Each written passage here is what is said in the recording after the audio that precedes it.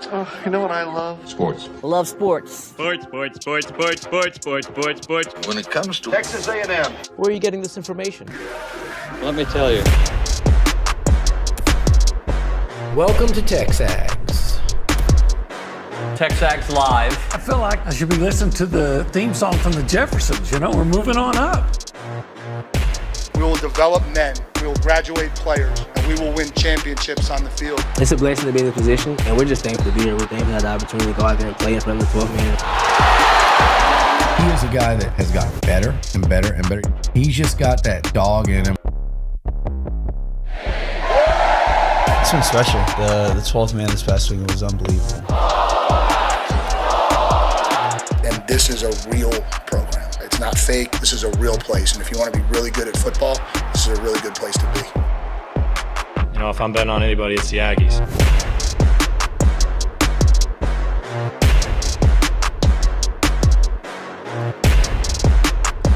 From no hit to Grand Slam heroes, OB. The Aggies baseball team now has a little bit of new life. The question is, how far can these guys go? Can this streak continue? Welcome in, everybody. TexAgs Live, presented by David Gardner's Jewelers, Rollo Insurance Studio. It's the Go Hour, presented by the Warehouse at CC Creations. Today is Monday, April the 14th, 2025. And it wasn't just baseball this weekend, OB. Oh, it was amazing. This was an amazing week for everything. Baseball, softball. Bryce Deadman runs the fastest, 400 in the world this year. I can't remember her name. I'm sorry. There's a young lady, I think, set a record for points in pentathlon. She has kind of Japanese sounding last name. I don't know what it is. Tennis, women's tennis, another SEC championship, beating Georgia again. Georgia, who was number one, by the way. What an amazing week! Great week, and it is so interesting. Got some basketball commitments. Basketball got some guys. I think I'm excited about him. We'll find out. I think so far. I like what I see. He's building a team. He's building a team, right? But I have noticed, OB, that I'm getting more green lights. I've noticed that people that I walk around town, hello, sir, if they know me or not. Yeah. People are nice right now. Huh. Imagine that. Winning cures. You know what I've learned? No. Because you're saying, how far is this going to go with the baseball team? Yeah. I've learned the hard way. Don't give up on them early. In quotes. Because hyphenated. I attended 3 games this week. Yeah. The first game I left after the 9th inning because, I had to get up early. And what did they do? They win it with a home run. In the 10th inning? In the 10th inning. Yep. First guy, first pitch. Yep. Then, about the 6th inning, I'm sitting there, it's hot. I didn't sleep well the night before. I'm thinking, they're down 10. I said, you know what? I think I'm just going that I don't think you were the only one. Yeah, I know I wasn't. Yeah. And we heard what happened. Let me ask you this. Think about, I bet you, and there's no way for me to find this out, but I bet you there are 100 teams in college baseball that haven't hit a grand slam this year. A&M hit one in every game. And 2 in 1 inning. In 1 inning. Okay. They scored 8 runs in the bottom of the 9th inning. Goodness gracious. And when you look at what they did I know South Carolina's not good, all right? And I know, but we are glossing over the fact they beat them, 17-0? In 7 innings the day before? Right.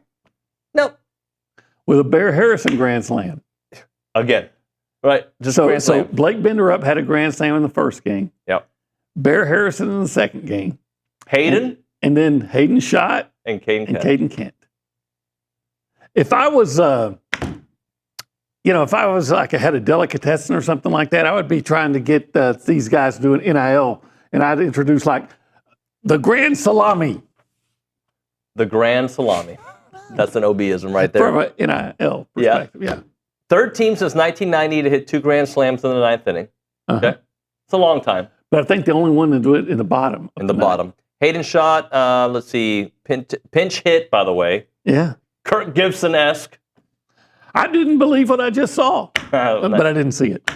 Caden Kent, walk-off grand slam. By the way, that wasn't the only thing he did in that game. 4 for 5. Obviously, he had the 4 RBIs. 4 runs. Had a good glove this weekend. He did. So, like, and Richard was recording. But here's what you got. Yeah, that was amazing. Great. I saw a great picture of the home run and the reactions. But here's what you got to remember. None of that happens, and I can't even tell you who the players, I'm sure Terrence Kill was involved, if they don't throw a guy from South Carolina out at the plate trying to score.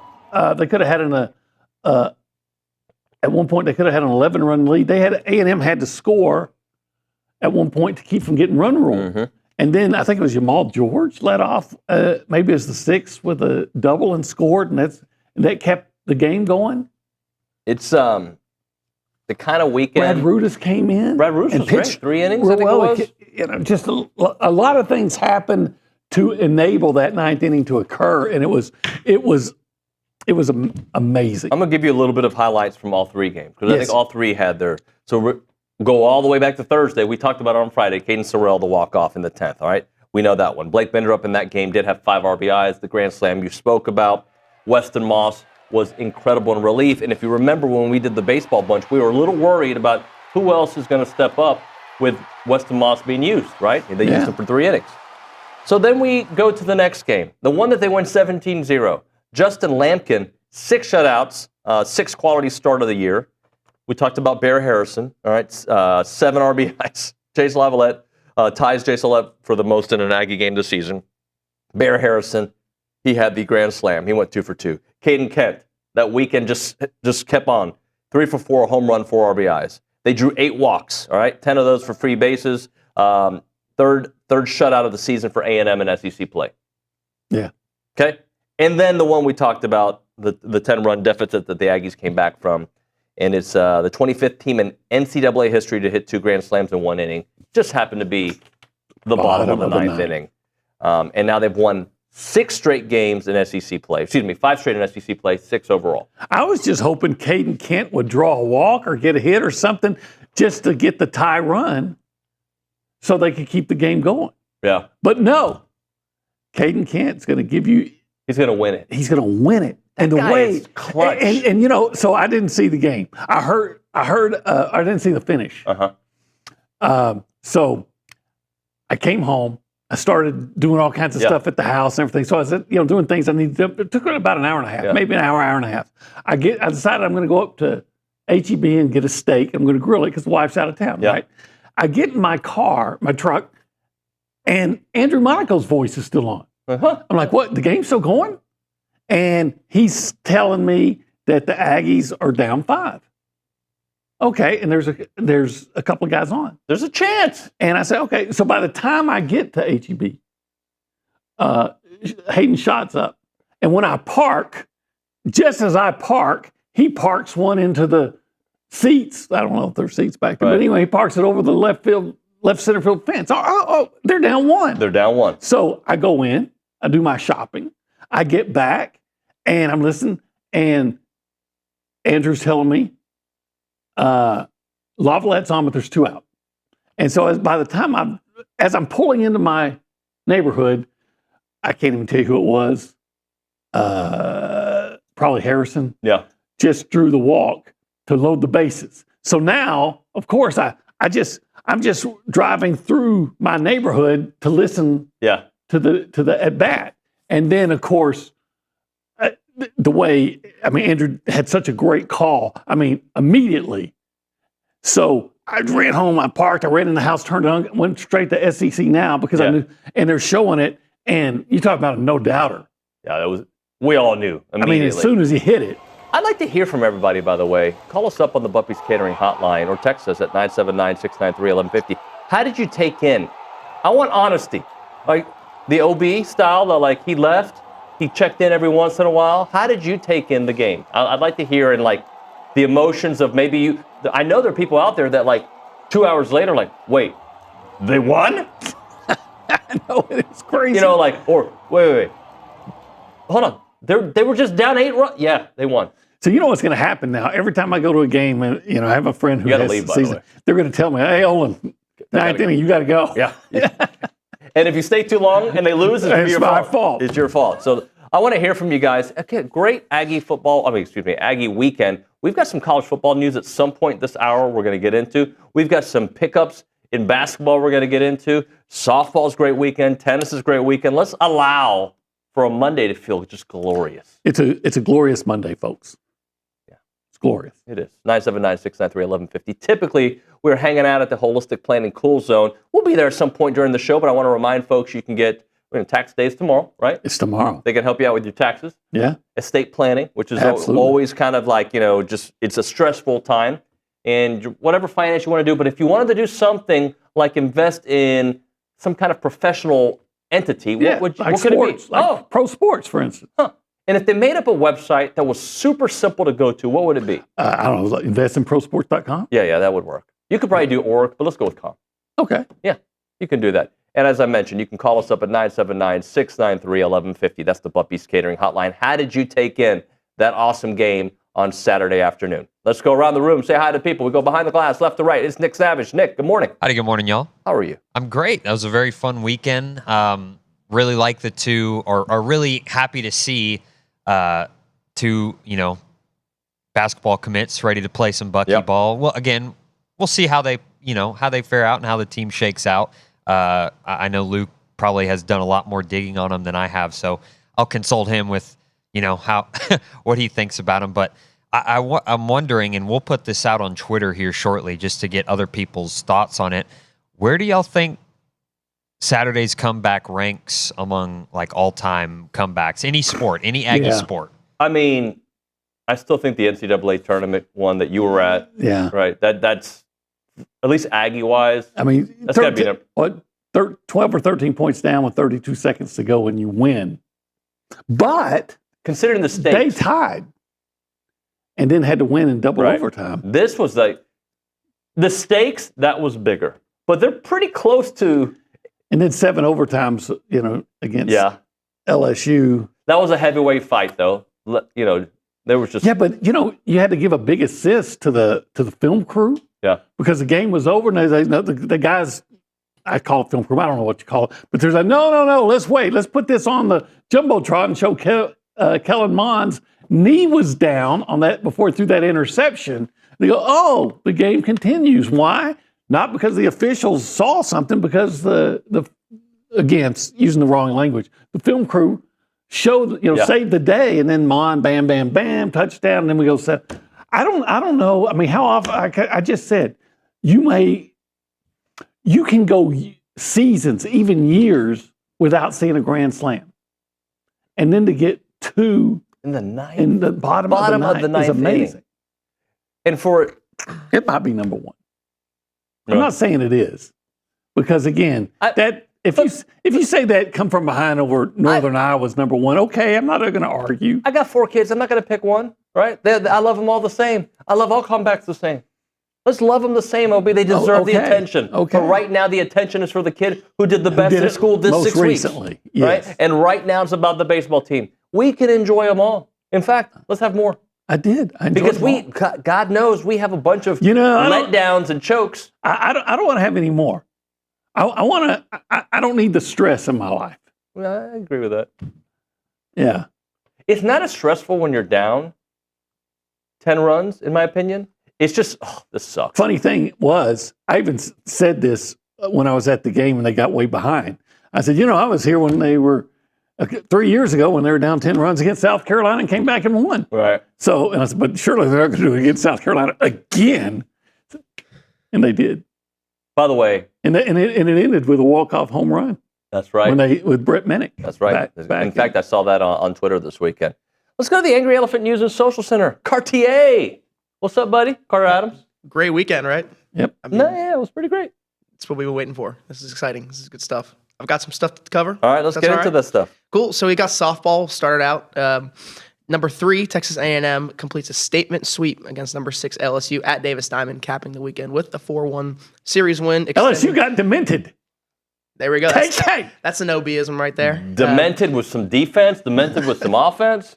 Yeah, we got a lot of stuff going on here. Yeah, we won 3 games, 12-7, 9-7, and 4-1.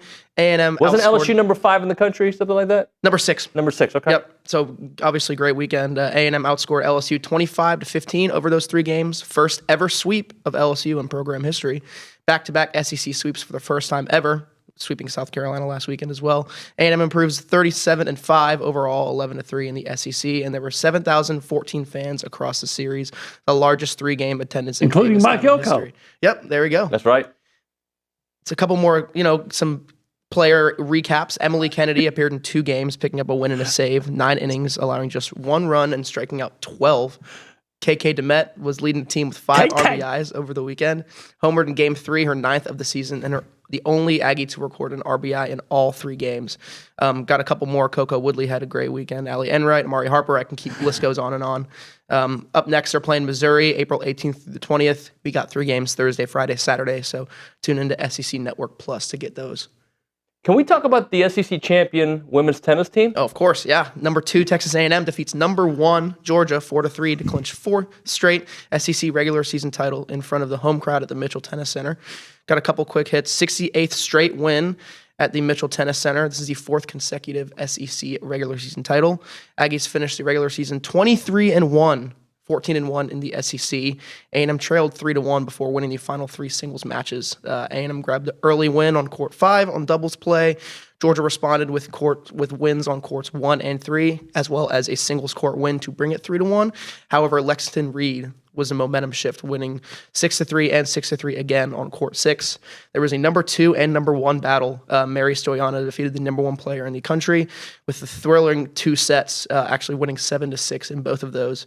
Mia Cupries ended up getting the win to get their 2nd straight win, and then Luciana Perez ended up clinching the match in dramatic fashion on court 4, winning 3 sets. So those 3, they were pretty, that's great. This is what we like to see, SEC champs.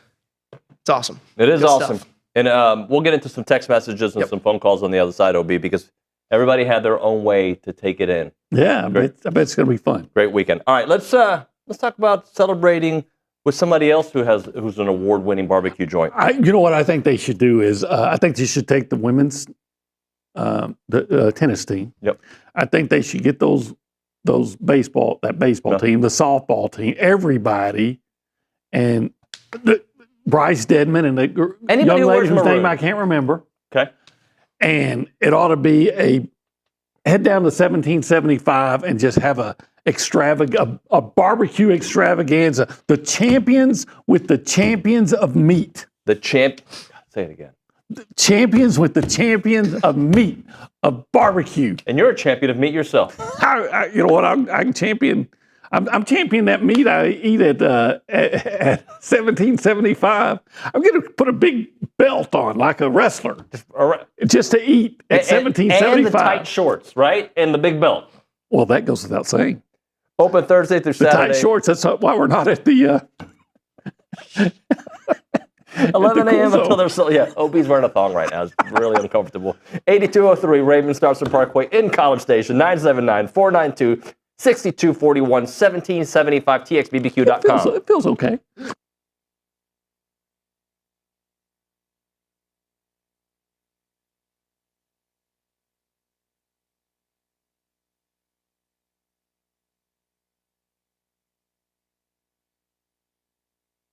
What's up, TexAgs? This commercial break is brought to you by my good friends over at Aggieland Chevrolet, the official automotive sponsor of TexAgs.com and me, Billy Liucci. Greg Gunn is the proud owner of Aggieland Chevrolet and invites you to visit the dealership to experience true Aggie hospitality. From their friendly staff to the experienced service team, Aggieland Chevrolet is TexAgs approved. Check out the dealership off of Highway 6 in Bryan or go to AggielandChevrolet.com and tell them Billy Liucci sent you by.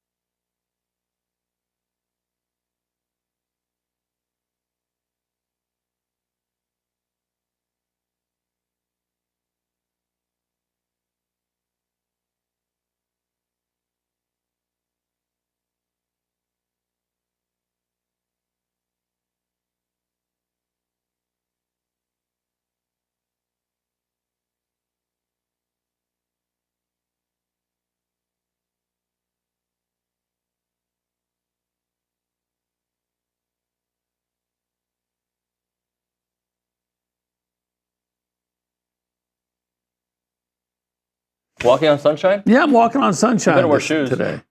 Yeah, because your feet will get hot. Yeah. We're old.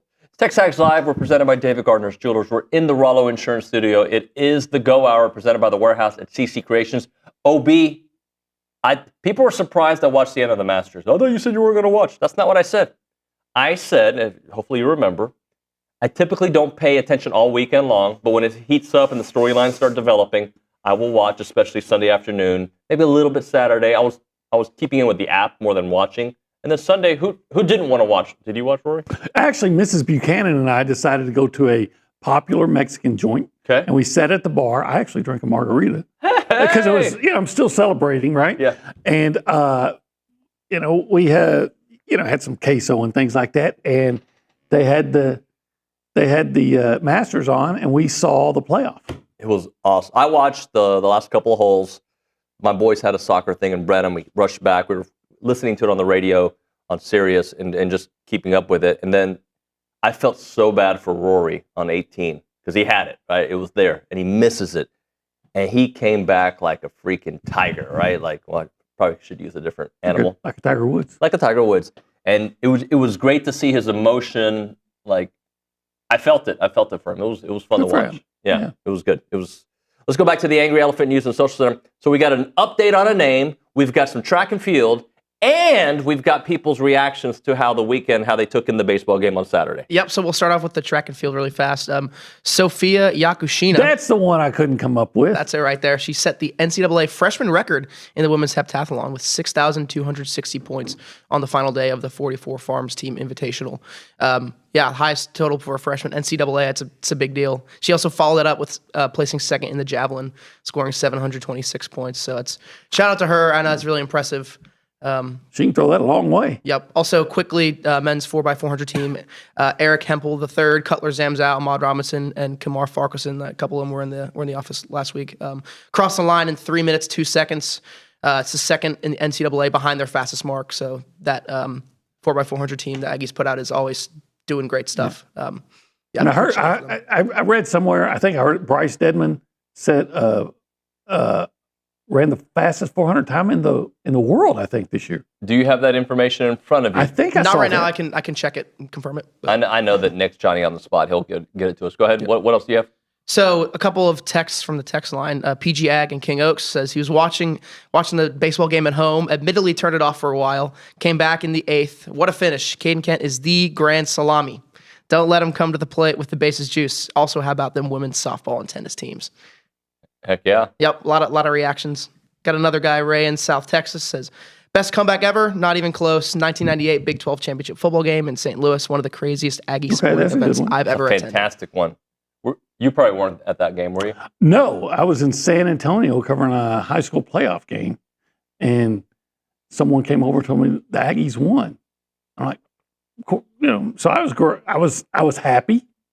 I was working at the Austin paper then, and I was happy that they won. It was weird working in Austin, being a guy that had, was partial to the Aggies. Yeah. I didn't get to see it. Of course, I saw the highlights, and I hear Dave South saying, he got a touchdown, old doctor. But it sounds a lot better when Dave does it because he has a lot better voice. His voice is the best it's ever been. I think it's been a minute. I think it's been about a year, or maybe, it's been about a year since we had Sir Parker on the show.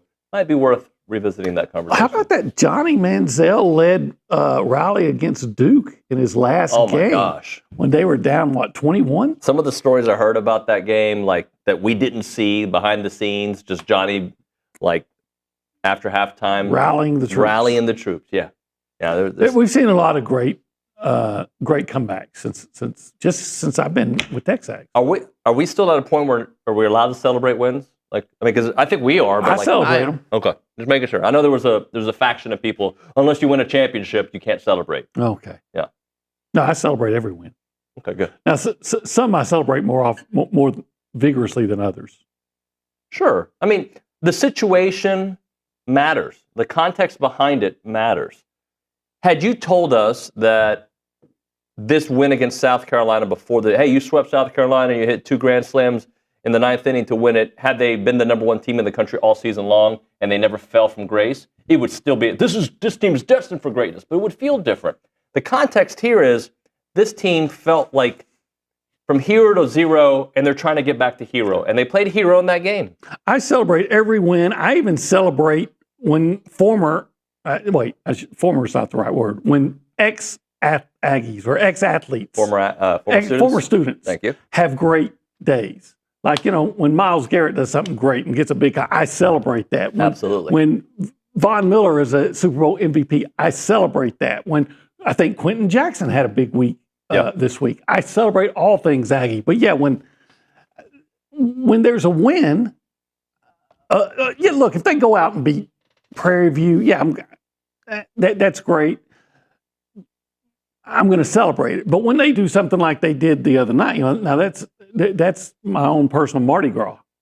I'm going to celebrate like crazy. Heck yeah. And I'm not going to apologize for it. And they didn't win a championship, but man, it was an amazing amazing moment. Like the women, it's my understanding, the softball team, that's the first time they've ever swept LSU. It's my understanding. I think that's right.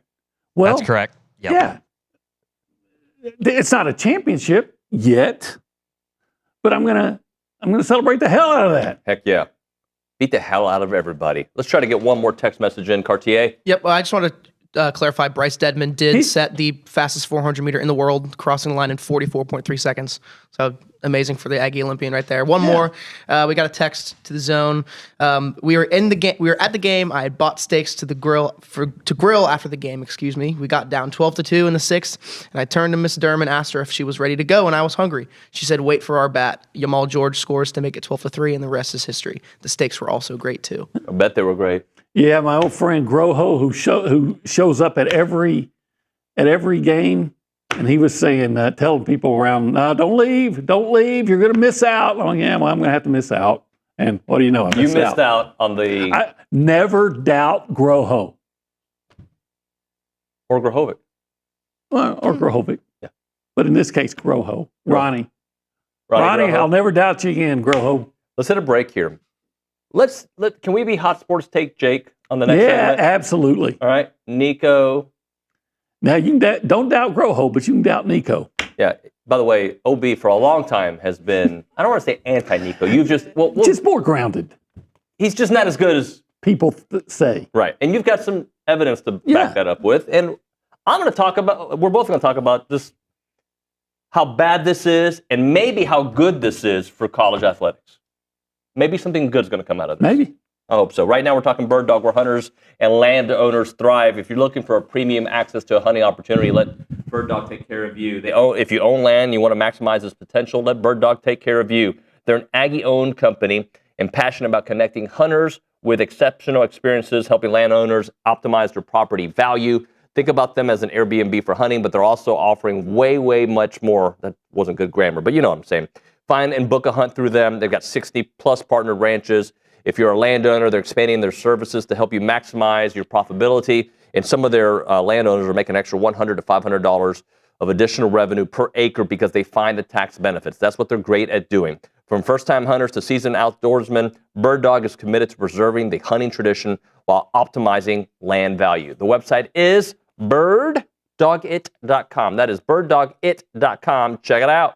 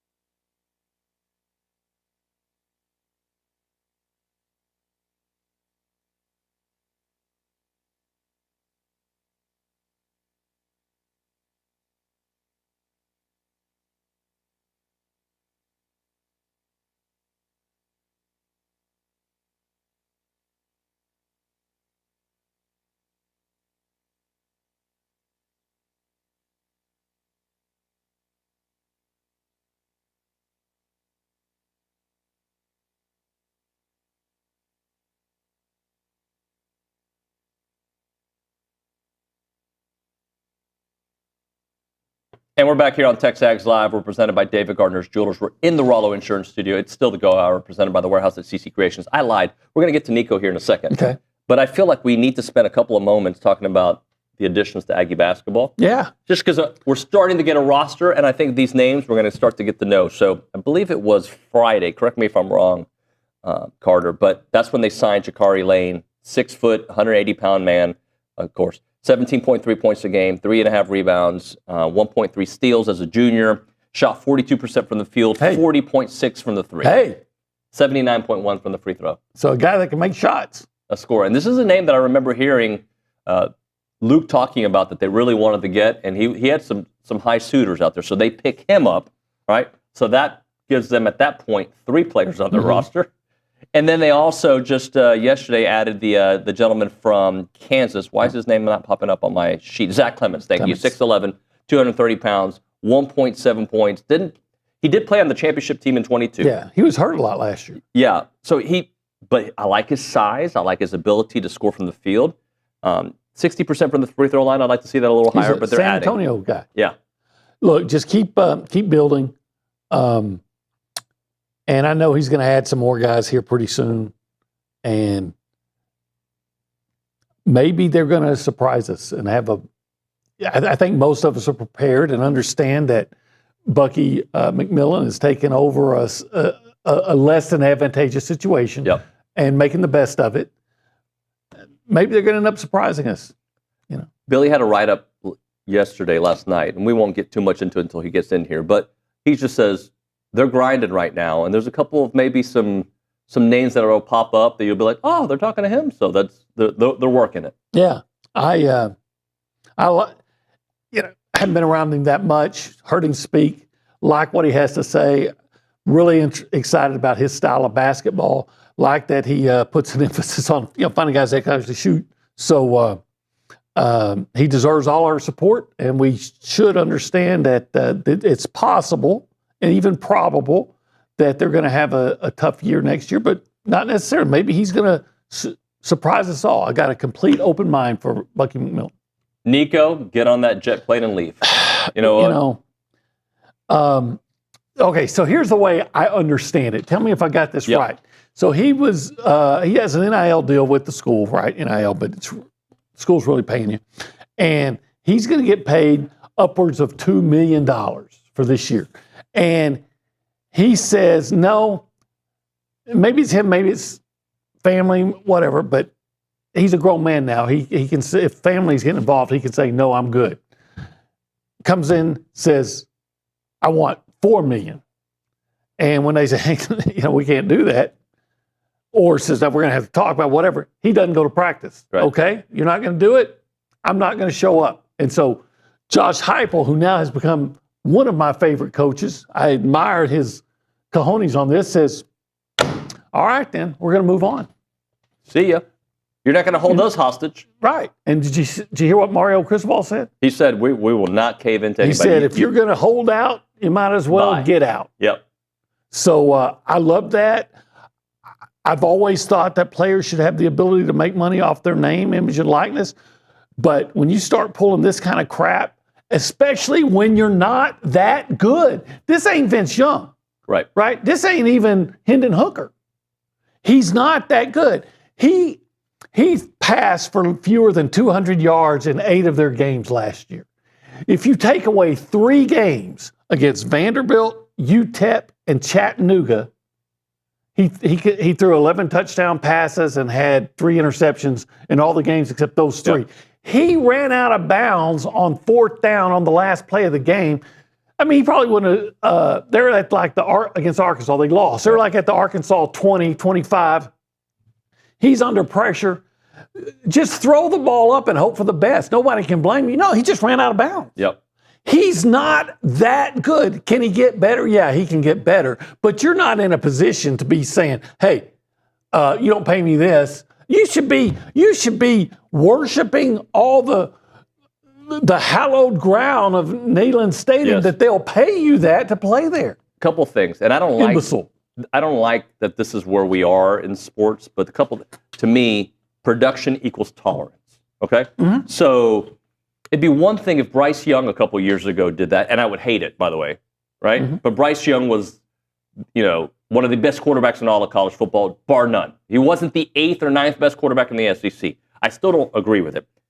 Where's the leadership in young men's life, right? Where's the dad in this? Well, I saw what the dad tweeted at the reporter, the On3 reporter, Pete Nakos, right? If my children, first off, my children at 16 years old, my boys, what they decide, they decide. I can highly encourage. I can push. But if they want to go to a different soccer club or they want to go to this college or they want to do that, they're at a point in their life that it's their life. They decide. I will highly encourage one way or another. I get it. But as a father, my sons are not that blessed to be Nico, D1 SEC quarterback, right? Maybe closer than you think. But that would never happen on my watch. Right. Ever. Right. Ever, ever, ever. If you can't handle things with class, right, there's a time for, according to Josh Pate, I was listening to his podcast last night. Apparently he tried this during the playoffs. You try this during the playoffs? Out. Go. Yeah. And where's the... Oh, and by the way, did you see what he did in that playoff game? Not very good. He got destroyed. He completed less than 50% of his passes. Where is the leadership in college football? And I'm looking at you, Sankey, and I'm looking at everybody. Somebody needs to step up and be a leader and not wait for Congress, which, by the way, they are getting involved. Which never should have been. Booker and Cruz apparently are working on some things behind the scenes. Great. Help. I want everybody to help. Sure. Somebody needs to grow up, be a leader, and put some framework. I don't understand the waiting. I don't get it. Stop waiting. Do. These commissioners, these presidents need to get together and say, this is not good for the lifeblood of our sport. We're going to be the NBA, and we're going to be irrelevant if this continues. Yeah, it really is sad, the whole situation that it got here because of the NCAA. The NCAA did cause this. But what made college football, I think, so special, college sports, is unlike the NFL, I always say the NFL, the team chooses you. Mm-hmm. In college sports, you always chose the team. So there was this connection with the players because, hey, we are, all Aggies. We're all Longhorns. We're all Tigers, because we all chose the team. But now, as we've seen, it's become just, mercenaries. Yep. And then you have a guy that feels so little loyalty to his program that 2 million isn't enough for me. You don't give me this, I'm just going to walk out on you. And it's happened. Now, look, it happens everywhere. It happened at UNLV. Now, here's the difference. At UNLV, the story from the kid that the quarterback had left, I can't remember his name because, I'm old and I forget things, but I do remember the story. He was saying that he was promised X amount of money and they just didn't deliver. Nico in Tennessee came to an agreement. They're paying him, and he just said no. And I'm sure Dad needs to line his pockets. Dad said, hey, this is my chance to make, to get some extra dough. But they had an agreement, and he says, no, I don't want that agreement. I'm gonna, and you know what you can do? Here's what you do. You go through spring football the way you're supposed to and be a leader for your team. And if you feel like you got to renegotiate, you've got 3 or 4 months. And then maybe you can say, you know what, this isn't happening. And then you move on. Look, is the fix making them employees and holding them responsible and having collective bargaining? Okay. If we're going to, let's stop acting like NIL is really NIL and just call it what it is. They're employees of the university. It should be of some kind of entity beyond the university. Shouldn't they start having to pay for all their food and stuff? I mean, if they're getting paid, you get a free education. If this dude right here, Carter, came up to me and was like, dude, if you don't start paying me X amount, I'm not doing the social center today. I'd be like, bye. Get out the door. If I did that to Billy, hey, Billy, show's about to start. I'm leaving unless you give me a Rolls Royce to do the show. Bye. He'd cut me. Goodbye. Thank you, Josh Heupel. And I can make a strong argument that Carter is better at what he does for us than Nico is of what he does. He is not the 8th best. that good. You are at least the 8th best social center person we have this year. At least. That is true. We have 5. He was 10th in the SEC in passing. Yeah. 10th. He's not that good. And even if he was, I'm sorry. Look, if Johnny Manziel comes and says, "Look, guys, I know you're paying me $2 million, but I need 4. And look at all I've done, and look at how much you're selling." Because maybe then I have to take okay, we got to discuss this. Nico's not even in that neighborhood. No, but it's also the timing of it too. The timing of it. You're exactly right. Because to me, it was a planned effort. All right, we're going to go to almost the spring portal opens. We're going to put them, and they're not going to have a quarterback situation. Because they don't. They got right? And they're going to have to pay us. Have some these contracts need to be worth something. What does that team mean what do the Tennessee Volunteers football team mean to Nico Iamaleava? What does it mean? Bye. It means nothing. And I wonder what his teammates really think. Oh gosh. I have a quote from one. Okay. You want me to pull it? So, senior tight end Miles Kitzelman says, "I've been on some talented teams that haven't done too well because they're a bunch of individuals. I'm not saying this just to say it, but man, this team is different. This team is a team. Like I said before, there's no one else I'd rather go to war with. And letting these guys know we're good with whoever we've got back there at quarterback. We've got some dogs in these 2 guys." And he's talking about Merkingler and McIntyre, their quarterbacks that they have. So, it seems like they're having whoever they have back there. I think they get it. Yep. Because look, they saw Nico play every game, and I guarantee you, players will always have each other's back publicly. Yep. But they'll talk among themselves. Say, "Man, can you believe he did that?" Or "What? I was open," and whatever. At the end of the day, OB, be a good teammate, be a good citizen, let your contract be worth something, right? I remember when your word was all you needed. Get rid of the transfer portal, and then a lot of these problems go away, by the way. The immediate transfer portal. Well, again,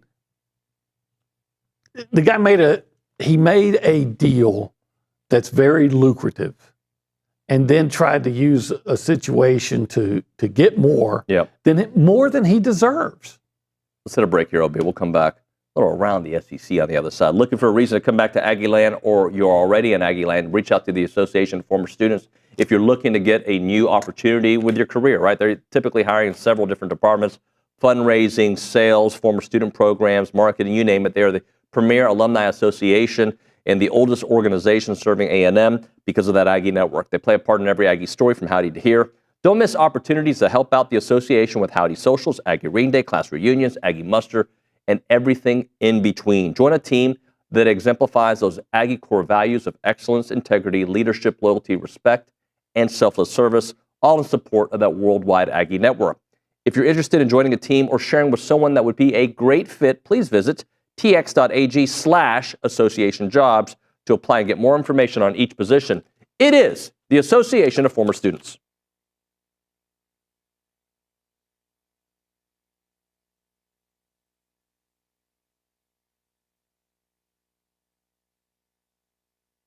Let's talk a little Snaps clothing. David Nuño here, and I love wearing Snaps clothing everywhere. I've got the flannel on right now. You've seen me in the Tailgater collection with the A&M gear. It is fantastic. If you see me around town with my sons, Christian and Cruz, they've got a bunch of Snaps gear. When they have big games for Consol, they wear nice clothes, so they wear their Snap stuff. And I'm telling you, with baseball season here, let's all kind of go looking stylish and fit to the games there at Olsen wearing the Snaps clothing.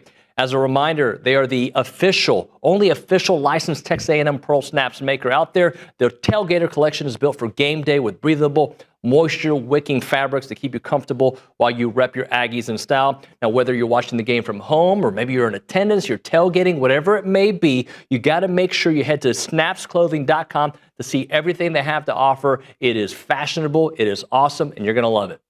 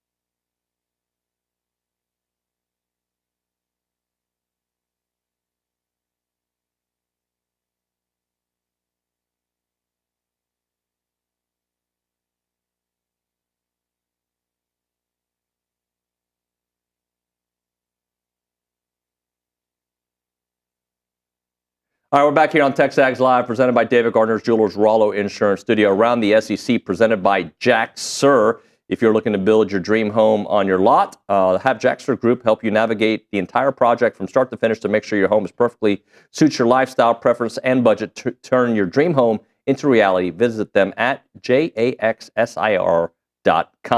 All right, Nick Savage is going to give us some storylines to consider. OB, Nick? Yeah, so let's start just by looking around the SEC when it comes to baseball series. So Arkansas traveled to Athens, Georgia. Georgia took 2 out of 3 there. So Arkansas probably not going to be the number 1 ranked team now that A&M's going to face them this coming weekend. So I guess that's a good thing for the Aggies if you want to look at it that way.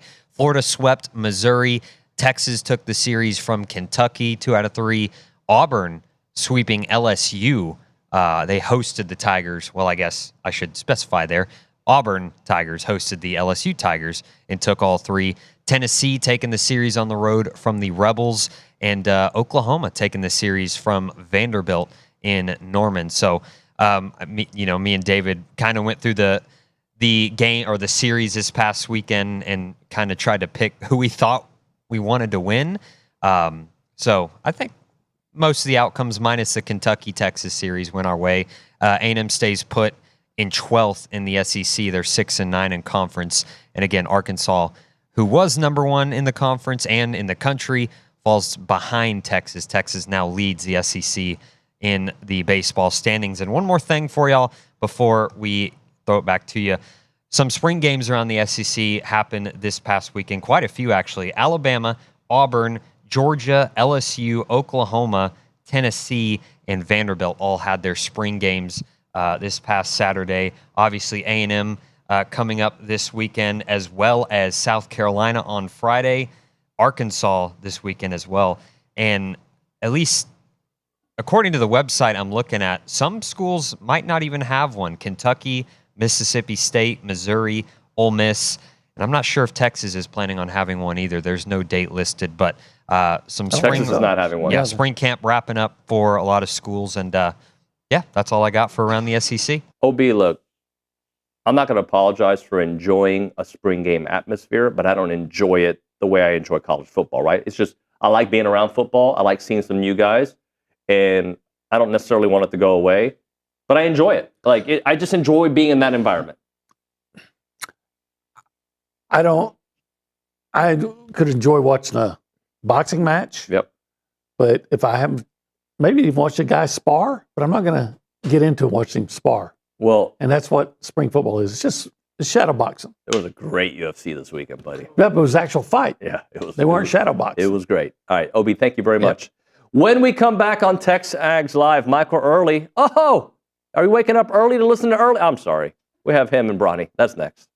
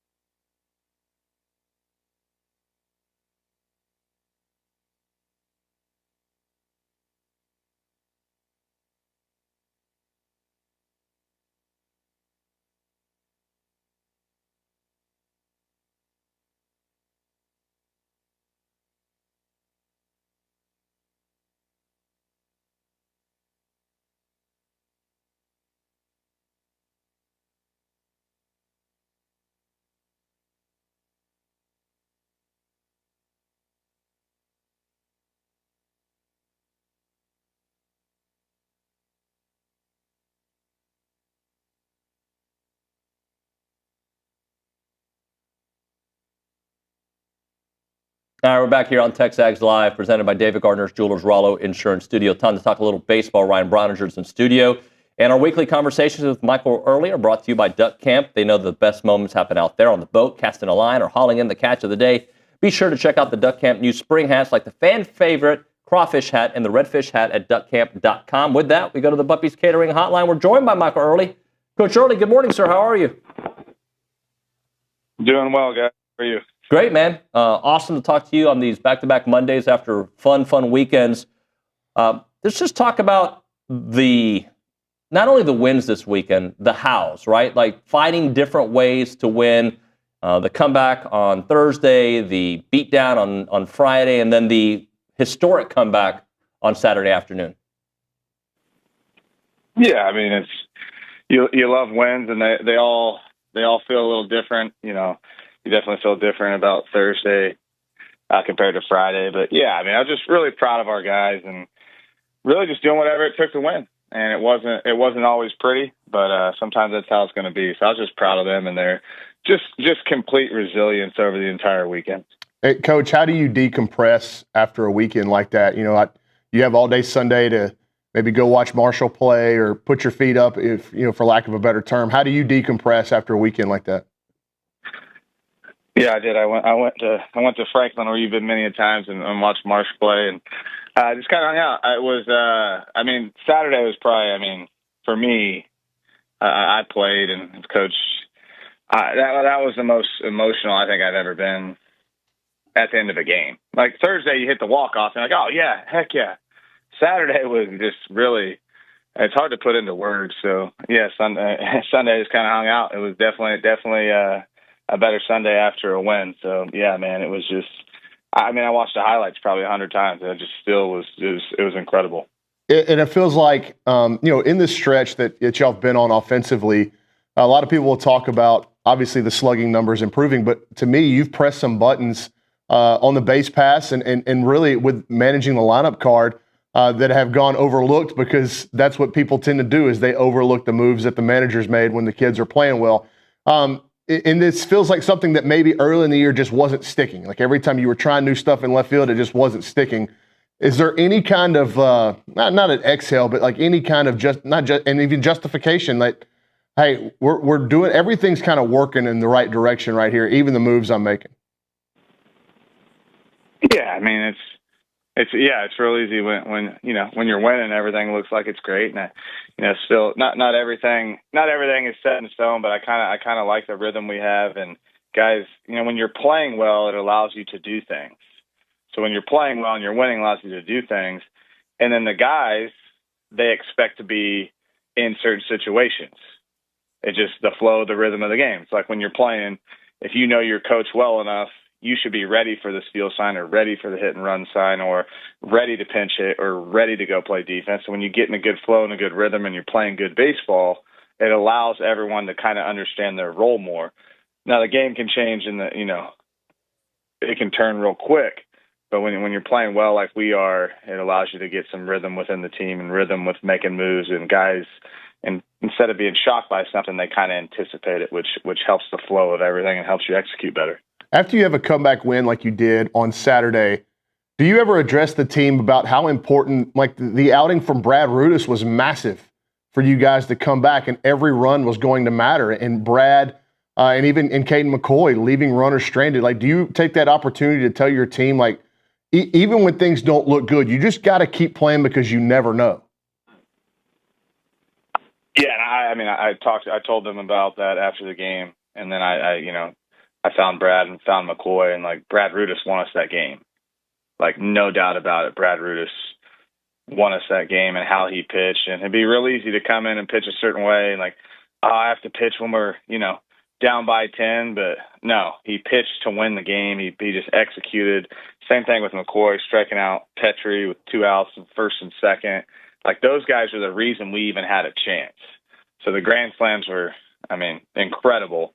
But how Brad Rudis pitched specifically, and then McCoy doing what he did, I don't think he's pitched an SEC game since that Tennessee outing. So yeah, man, there's so many different pieces. Like, that's why baseball is such an individual sport, but within a team game, it's so cool to see so many different pieces and guys doing what they're supposed to do that all led to an incredible win. Coach Earley, I don't know if you answered this on Saturday, so I apologize if you did, but was there a point during the comeback where you're like, all right, we're going to win this game? Like, it just felt like this is happening.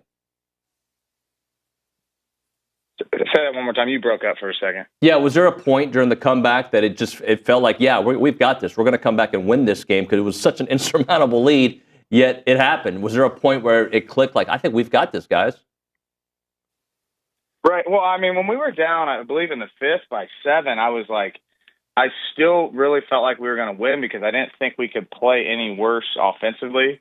But I felt like, yeah, I just, it was such a, it's really hard to describe because the entire game I felt like we were going to win. And I think that's maybe why my emotions were off the charts after the game because I just never stopped believing. I don't know what it was. It's really hard to explain, but when Kent hit that ball off the cap down the third baseline in the shift, I just got like an overwhelming feeling that we were going to do it. I don't know. I mean, I guess it's really easy to say now.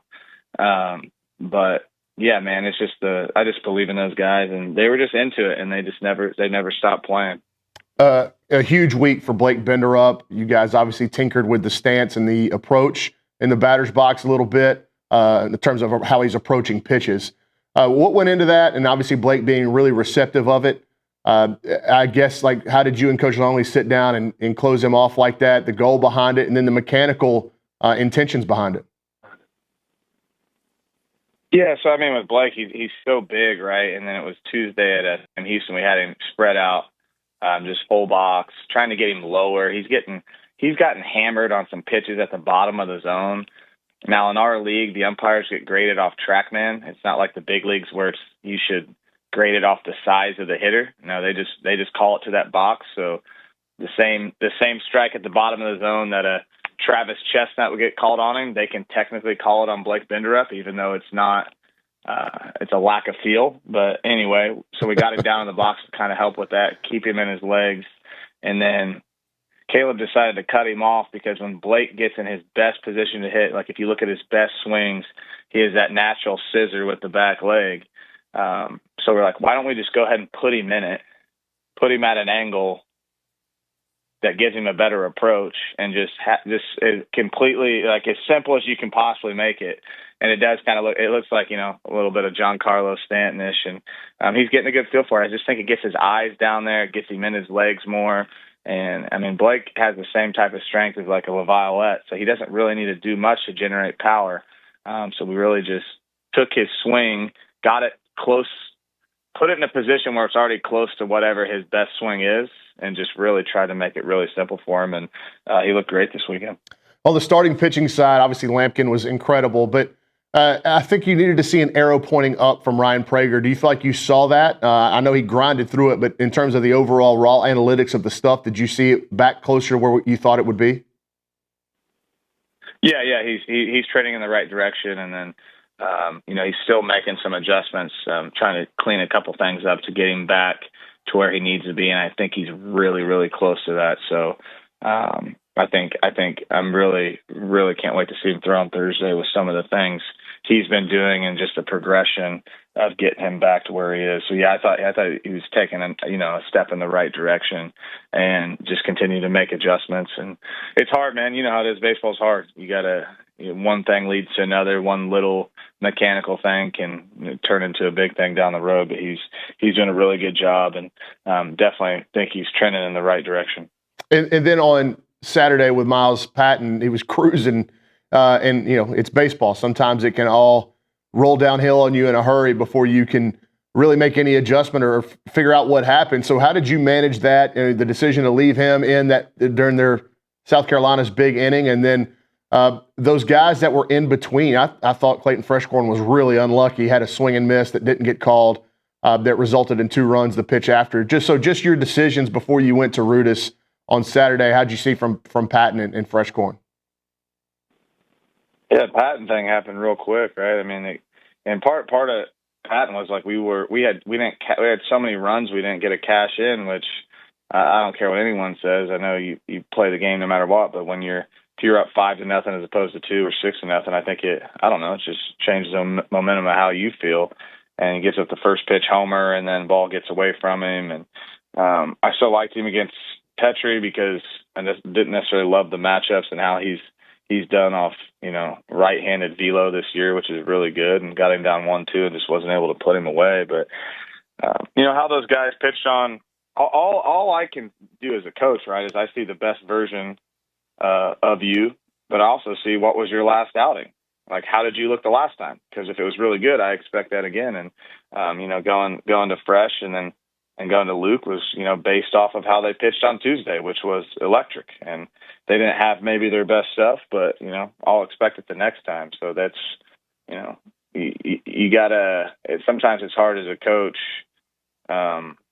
To really, you can't predict. So, like, I'm not down in the bullpen and stuff like that. So all I envision is your best stuff and specifically how you pitch your last outing. So, I mean, that's why I went to those guys, and they'll be getting the ball again. Coach, what can you share about Caden Kent's low heartbeat? Like, that makes him so good in these pressure moments, these situations that are high pressure that he seems to deliver often. Brauninger, I don't know why it made me laugh to describe Caden Kent as low heartbeat, but I get what you're saying. It's not low heartbeat. He's a hot-blooded dude, but in moments it does definitely have a low heartbeat, and I think that's just a confidence thing. I think something about that moment doesn't bother him, and it's evident at this point, right? Like, I mean, he's starting to stack them up, and I don't know, man. He gets this look in his eye. I don't know what it is. It's just this calmness and this focus that I wish he could channel at all times. But there's just something about it's kind of hard to describe. It's a cerebral type of deal where he just goes in there, man, and he gets so locked in. I bet he can't even hear anything. And what a great at bat. I mean, guy throws another ball, but it's called a strike. So completely swing the count, change the momentum, which would have been like a ball 12 chant. Takes a ball and then gets one he can hammer and just an incredible swing. Like, it was, I think the pitch was pretty good velo down and in, and he just turned on it and kept it fair, which is really hard to do. All right, Coach. I think for me, one of the more encouraging things that I saw over the weekend was how Caden Sorrell rattled the bases on Thursday after his walk-off homer. The hamstring, I know when in a moment like that, the adrenaline's going so you don't feel any part of your body. But just give us a health update on Sorrell. How close do you think he is to impacting the defensive side? Obviously, in Gavin Cash, where is he at? And the decision that you have to make now with all those guys coming back and, even Shoddy with the DH spot, how do you manage all that with a roster that could be as close to full health as you've had it? Yeah, I'm hoping I have those good, what they call good problems to have here soon. So, Sorrell he's even running better in the game. You see at times he'll kind of pick it up. He's got to get to certain percentages just to keep that hamstring healthy. I'm just, again, like, you can see what we've been saying, like how much injuries have hurt us, but the return of Caden Sorrell, how much it's helped us. So I'm just going to be really cautious and not throw him in the outfield until I feel like he's overly ready, just because you can see how important he is to our baseball team. And then Cash was available this weekend. He was actually up and ready to go in that bottom of the ninth inning. I just decided not to use him. He'll be in a bigger role this weekend. Just not exactly sure what yet. And then, Schott swinging the bat well. He looks good. He was in the cage he's been doing everything he can do to try to produce for this team. Like, he was trying to spread out. He was trying to do, getting his foot down early and all these things. And I think with Schott, it gets overlooked, and he'll never say it. But, he hurt his knee last year like 90% of the way into the season when he's already rolling. He tore a ligament in his knee a week before the season. So, he's grinding through some things, and what I told him on Friday before the game, he was trying all this stuff, and I just kicked him out of the cage, not in a bad way, but said, go upstairs. I got him with one of our video guys. I said, go watch all your extra base hits and all your highlights from last year and this year. And like, I don't want you to be half of yourself. I don't want you to be a shell of yourself. I want to get you. I want you to be you. Like, we're not doing all this spread out. That's not how you hit. So I just want him. I think if he can get in that rhythm, that flow, and kind of how the wind blows in this ballpark, and what it kind of tailors to his swing with that oppo juice he's got. I definitely, in a perfect world, we get Sorrell back, get him in the outfield soon, and then, Schott, I think, is getting close to form, and he could be that DH, but time will tell for sure. Coach Earley, we appreciate your time, sir. Thanks so much. Talk to you soon. Thanks, guys. Michael Earley there on the Buppies Catering Hotline. We'll hit a break. We'll come back with more Bronny. Just chit-chat about his weekend in Las Vegas, and, of course, Aggie baseball. Right now, Milliken Reserve, they're a farm-to-table community in College Station. They got homes, they got trails, they got farms, they got wide-open spaces, and they have a mission to build a healthy community around nature. They've done that. If you go there, you're going to have a great time. You can go hiking there. Good place to go hiking. I know many of you are into that. You can go biking, canoeing, kayaking. You've got the equestrian trails, the evening yoga, so many different types of events that you can do there with the 2,600 acres of open space, the 30 miles of trails, and, of course, those homes. They want to connect families to nature and to each other. So when you go there, bring the kids, throw the ball, climb the tree, go fishing, you name it. It is a wonderful time at Milliken Reserve. And if you're looking for some awesome neighborhoods, they've got the creek, the hollow, the meadows, several awesome places there inside of Milliken Reserve. The website is millikenreserve.com. That website again, millikenreserve.com.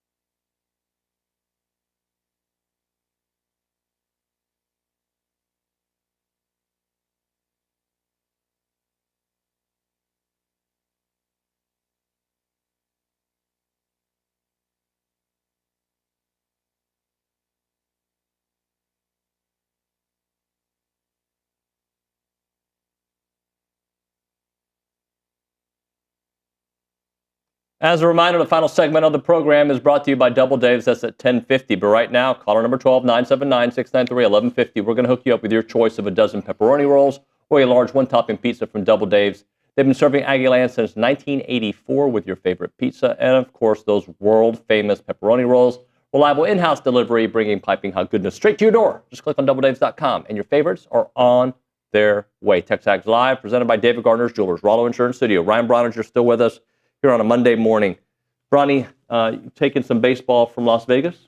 I did. I was able to watch, on my phone. I watched the comeback in our hotel room, kind of between lunch and dinner.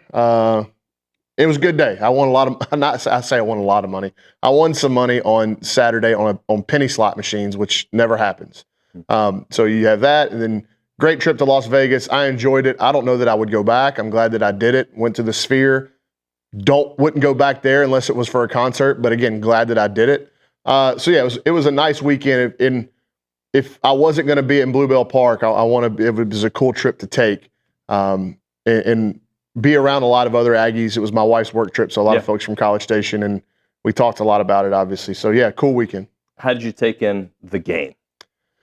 Yeah, just kind of in disbelief and shock like everybody else. But I think for me, once it got to 12-7 with the bender-up homer, and I knew South Carolina's bullpen struggles, and at that point, A&M really hadn't slugged in the game. Actually, bender-up's homer made it 12-5, and then it got to 12-7. And I'm like, man, if they can get a couple of guys on, they can make this interesting and put a lot of pressure on South Carolina. Then you score 4 runs without an out being made. So it's essentially like you restart the 9th inning down a run and nobody out. I was actually texting with Kendall Rogers during the comeback, and after Shots grand slam, he just said like, wow. And I was like, that actually might be the best thing for South Carolina though, because it's a total reset and a refresh with nobody on base now. So sometimes home runs can be rally killers, and obviously A&M, if you'll take 4 runs without an out being made, but then you saw how tough it was for them to get it restarted. And the 2 out of the next 3 hitters were retired. It was a Jace single in between with 1 out that kept the thing going. And then, for Kent, it's pretty remarkable how many grand slams he's hit in his A&M career. I think that was his 4th. And, his weekend really got him back on track. If you go back to the midweek against Sam, I don't really think he had any hits against Sam, but he had some really good swings. Yeah. And it started going in the right direction for me in terms of like ball flight, trajectory, the space on the field where the balls was going, that was more Caden Kentney than what we'd seen the previous probably 2.5 weeks. So for him to have the outputs like he did this weekend, hopefully that's definitely gotten him back on the right track, because if he's going to go with this lineup and you add Caden Sorrell and Bender Up is finding something, like, man, then you're just worried about, the bottom parts of the order, the bottom 2 spots in the order, what you get out of Royo and the left field spot until Sorrell's able to return to the outfield. But how great would that be to extend your lineup in that manner? And one of the things that we saw and we've seen since Sorrell has come back, what made last year's team so great, or one of the things that made last year's team so great, was that it could be anybody on any given night. It really could. Like, you saw Ted Burton take over games. You saw Jackson Appel take over games. Ali Camarillo was massive in the Vanderbilt series where you swept the Commodores. Like, everybody had their different moments, right?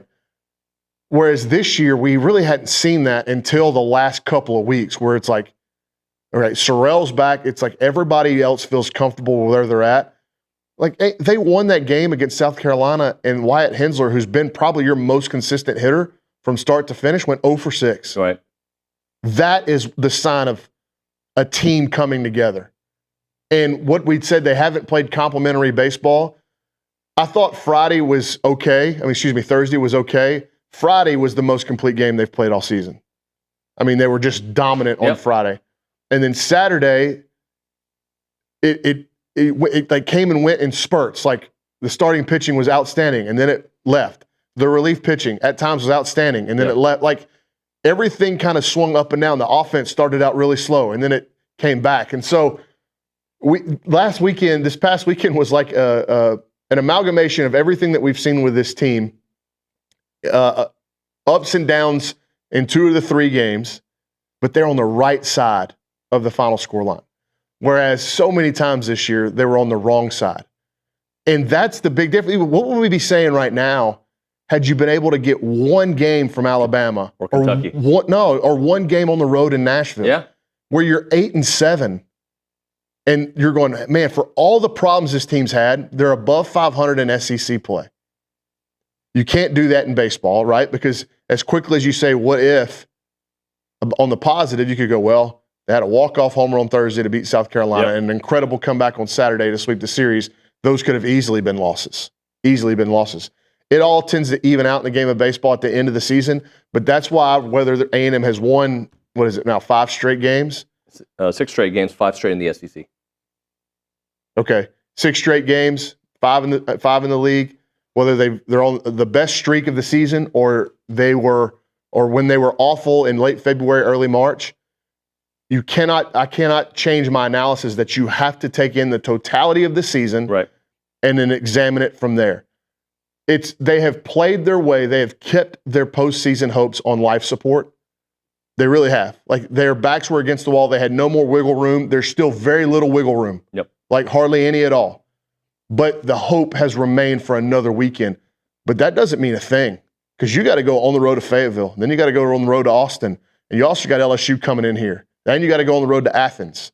Like, there is still a massive, massive mountain to climb for this club. But there's no way that they could even tackle that mountain without the confidence that they've gotten over the last 2 weeks. So what is I don't want to say the minimum benchmark, but what do they need to do over these next 3 series to keep hope alive, other than obviously winning these 3 series?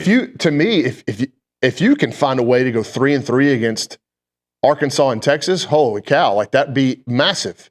That would be huge. I think taking 1 in Arkansas, taking 1 in Austin, and then you come home from Mizzou, who might be the worst SEC baseball team ever. It's the way they're looking right now. You're saying 1 game. Yes, take a game in Austin, take a game in Fayetteville that gets you to 8 conference wins. Can you sweep Mizzou at home? That's 11. Then you're going into the last 2 weekends going, I need 2 or 3. If I don't get 3, maybe I need 1 in Hoover. But you've definitely put yourself squarely back in the mix. And if you win one of those series, you still got more work to do. But yeah, it makes it a lot easier. So every SEC win from now on is valuable. And beyond, look, we'll have to tackle each weekend differently, right? But not only do we have hope, that clubhouse is different. Well, here's the thing I wrote last week is, like, it's never been a culture issue. Like, it's never been a want-to issue with this team. These kids clearly care. The most tired argument that anybody was making against this club is they don't care. They're just going through the motions. They've gotten their NIL checks and they don't care. Completely and patently false. Every ounce of that, there's no truth to it. These kids care. Jace Lavalette cares, and I could get into what he went through last summer to prove that he cares. Michael Earley clearly cares.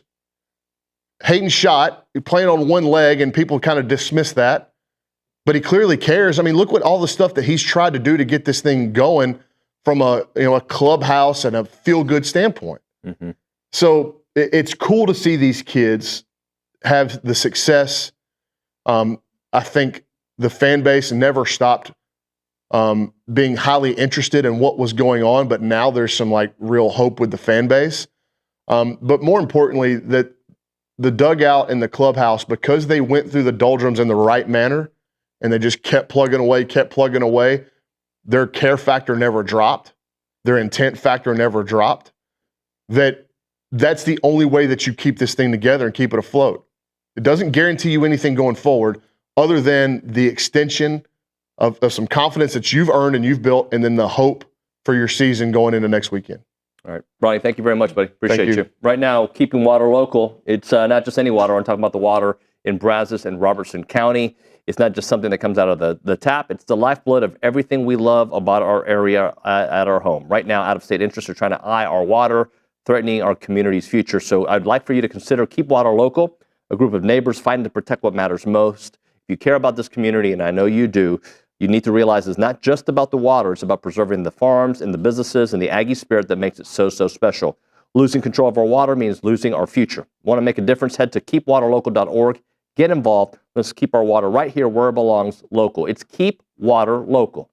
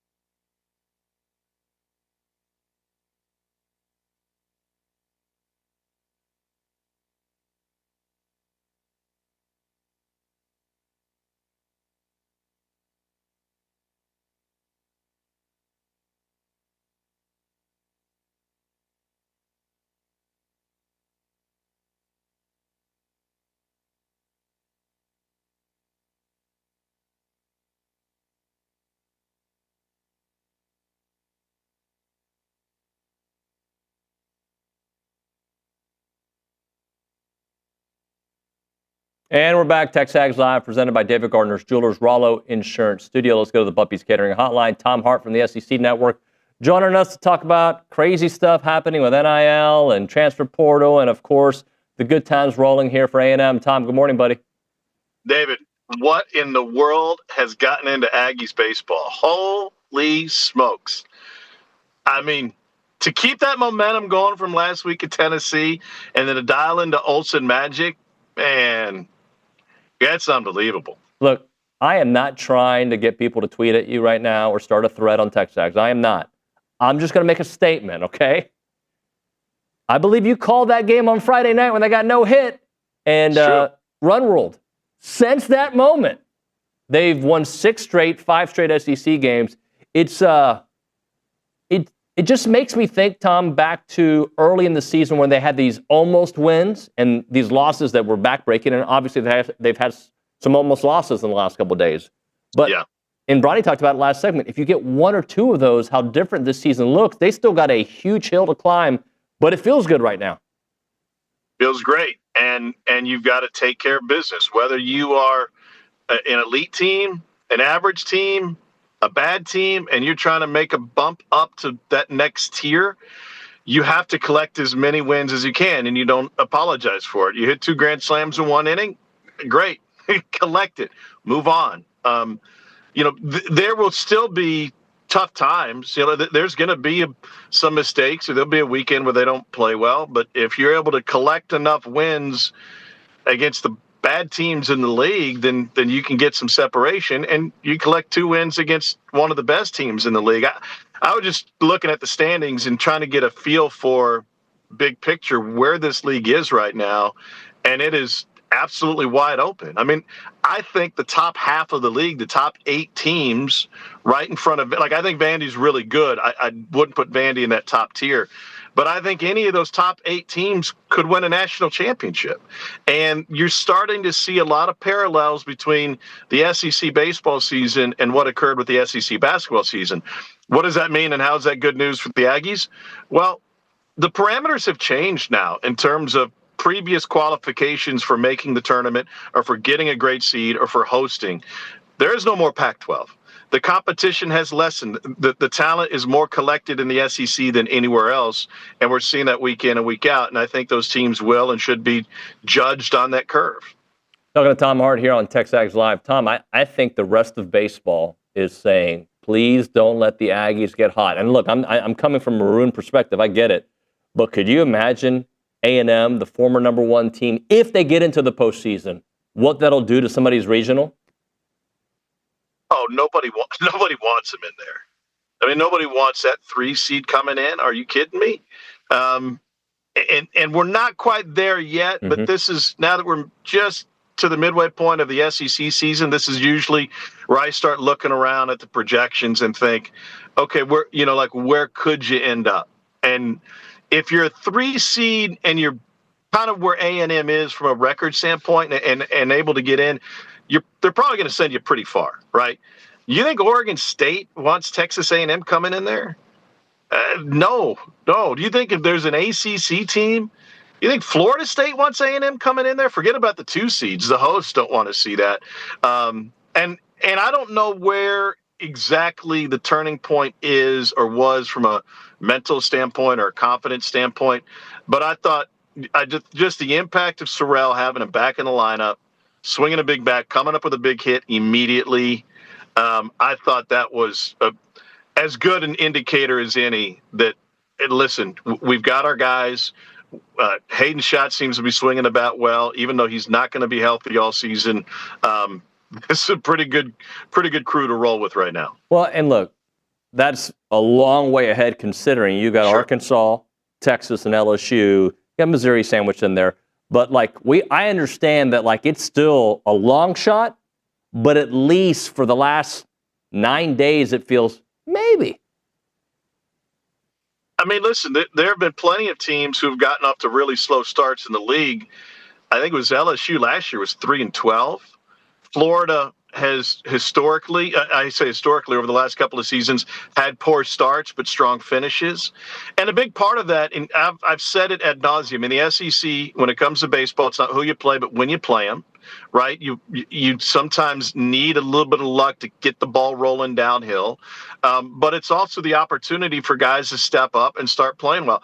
Every time I look at the A&M box score in these big games and these big wins, it's the bottom half of the lineup that's getting it done.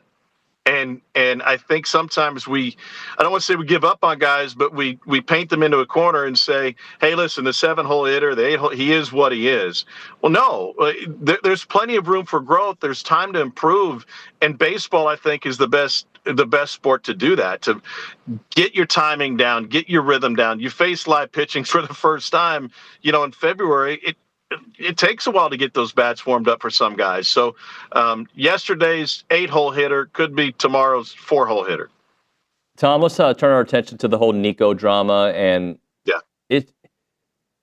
I said this in the first hour, like, can somebody be an adult in multiple ways, right?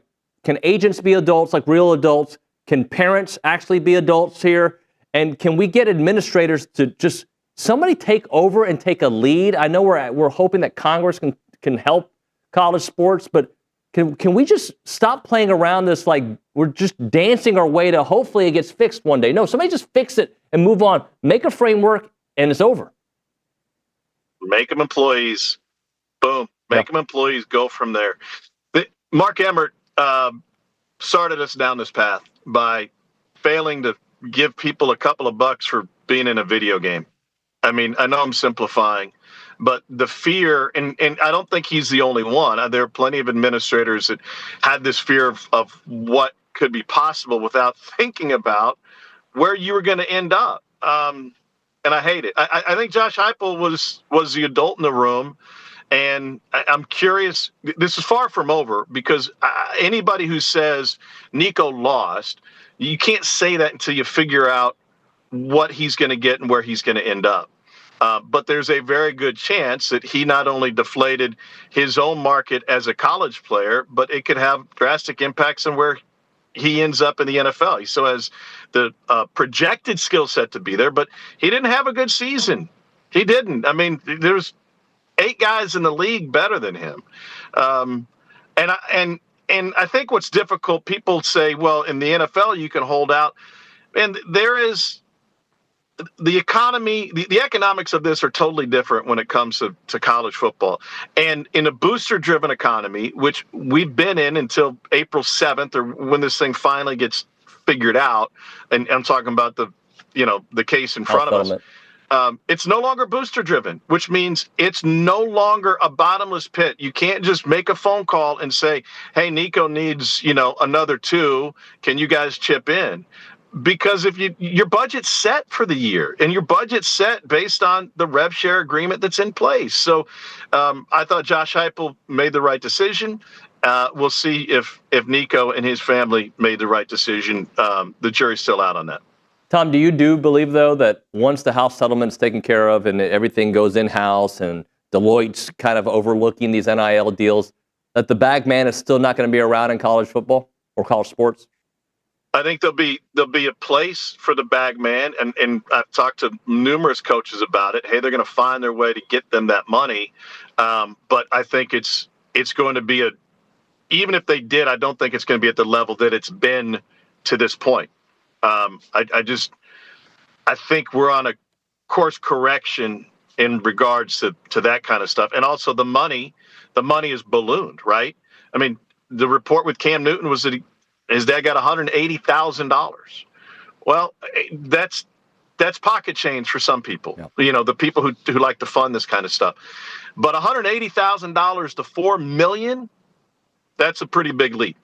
And Cam Newton was the best quarterback in the game, and he carried an entire team all the way to a national championship. And they didn't have many NFL stars on that team except for the quarterback.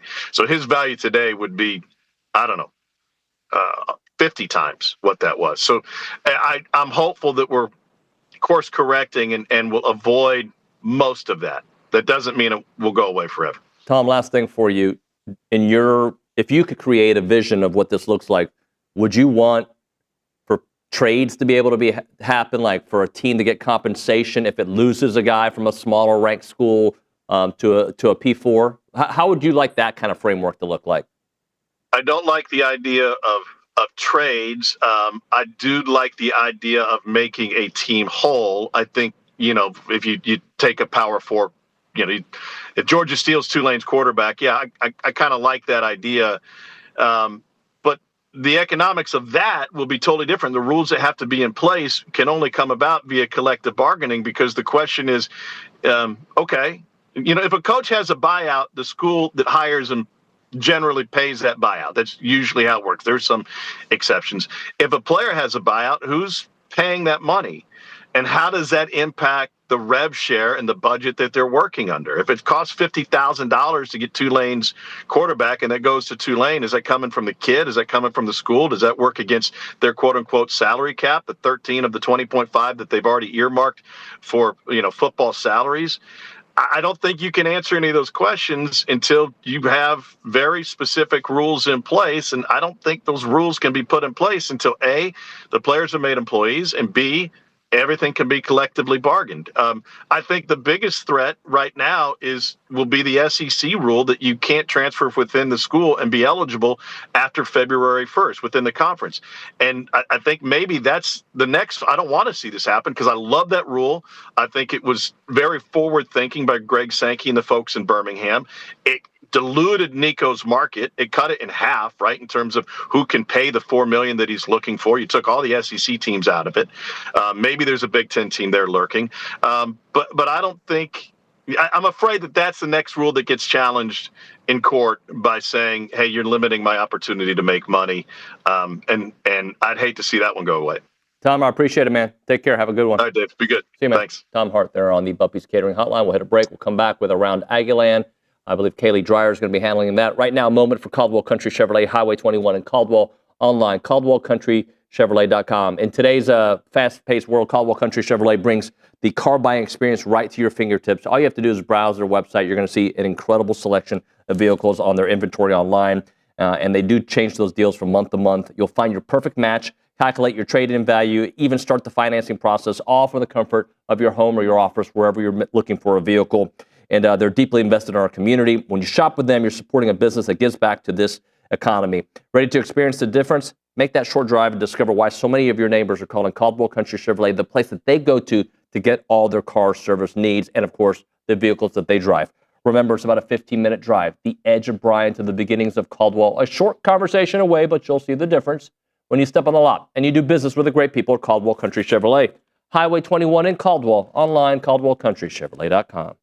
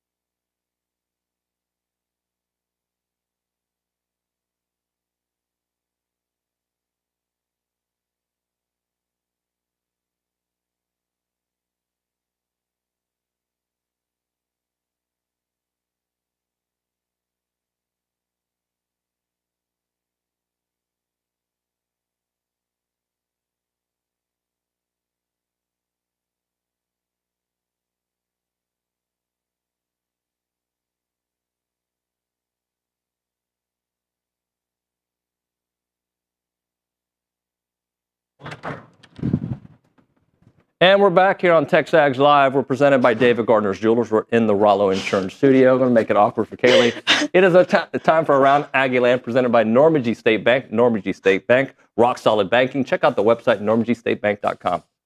No cue cards, no nothing. How are you, Kaylee? Good, how are you? Good, you can do this. I'll walk away now. Make it awkward. Okay, so starting with baseball, they had a great weekend, obviously, finding a way to win every game versus South Carolina. On Thursday, it started off with Caden Sorrell's walk-off home run, and the Aggies won 8-7. On Friday, they topped it off by run ruling and shutting out South Carolina 17-0. And then on Saturday, they made Bluebell Park history with the largest comeback, coming from a deficit of 12-2 in the 6th inning and winning 15-12, with the 9th inning consisting of 2 grand slams, one from Caden Kent to walk it off and one from Hayden Schott. In all 3 of these games combined, the Aggies outscored South Carolina 40-19.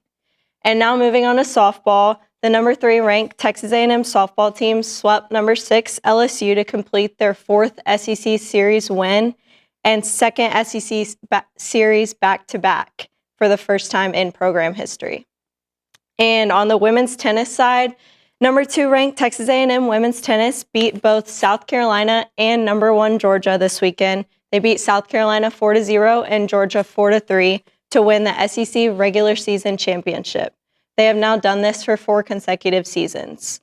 They will now travel to the SEC tournament in Alabama beginning on April 16th. And lastly, men's golf, the number 19 Texas A&M men's golf team won big this past weekend at their home tournament, winning the Aggie Invitational by 9 strokes over number 6 Oklahoma. Kaylee, great stuff. I appreciate you. Thank you. Wonderful job. We'll go back to the Angry Elephant News and Social Center. Carter Adams. Carter, I know you've got some stuff for us planned. Tell me something good. So Brandon Tucker on YouTube says, season ticket holder, just from his experience, always stay for the entire game. Sometimes painful, sometimes glorious. It's the only way you're guaranteed to experience amazing finishes. Does he say how old he is in this thing? No. Read the first line of it. Season ticket holder. Okay, so he's probably an adult. Yeah. Okay. I agree, except when you have kids and you're constantly going left and right, up and down, select, BA, select, start. You don't know about that. It's contra. Anyway, it's from my youth. Yes, I agree. I remember going to, actually this was a bad version of this, but I went to the 1994 Western Conference Finals, I believe it was.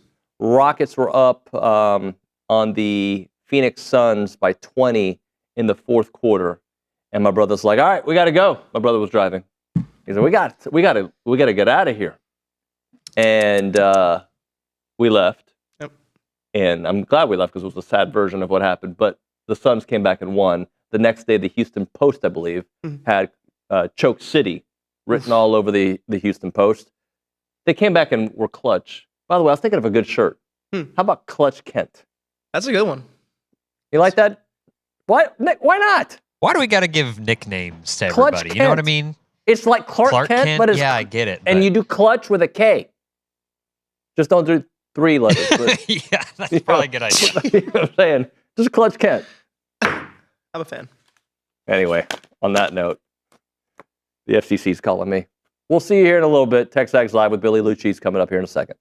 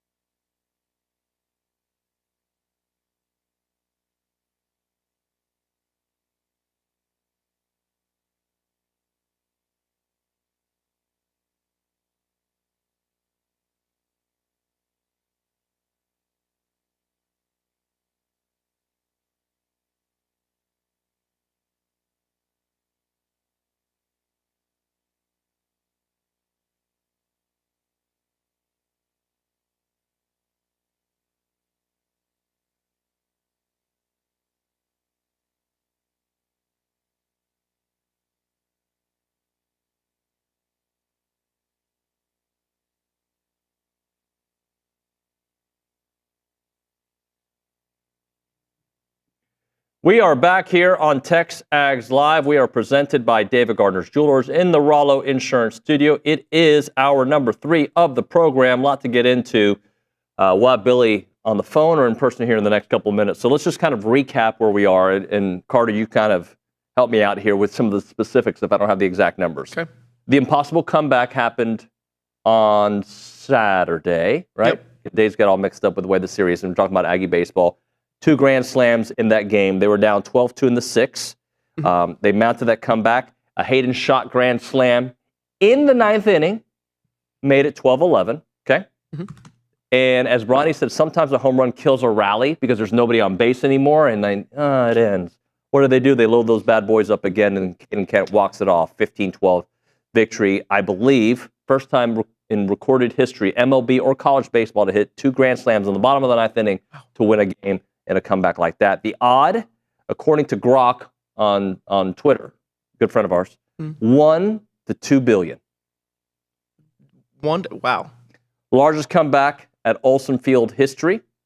What do they call it? They call it Olsen Magic for a reason, and we saw it. That's what I heard. Yep. Softball. Could they be number 1 tomorrow in the poll that we recognize, or that A&M recognizes? I know that they are number 1 in one poll that came out today. They sent a message by sweeping LSU, something they have never done before. Anything you want to tell us about that series? There's a lot. I mean, I'll do it. I can tell you. Tell me about Mac Barbara. Let's see. What do we have on? You opened the series with a 3-run bomb. Now you take over. We got Kennedy Powell. We can give you that. Reached base 9 times, 4 hits, 4 hit by pitches, and 1 walk. Yep. 4 for 8 with double, triple, 6 RBI. Amari Harper reached base in all 3 games. On base streak is now at 17. She had 2 RBIs and 2 walks over the weekend. How about some Coco Woolley?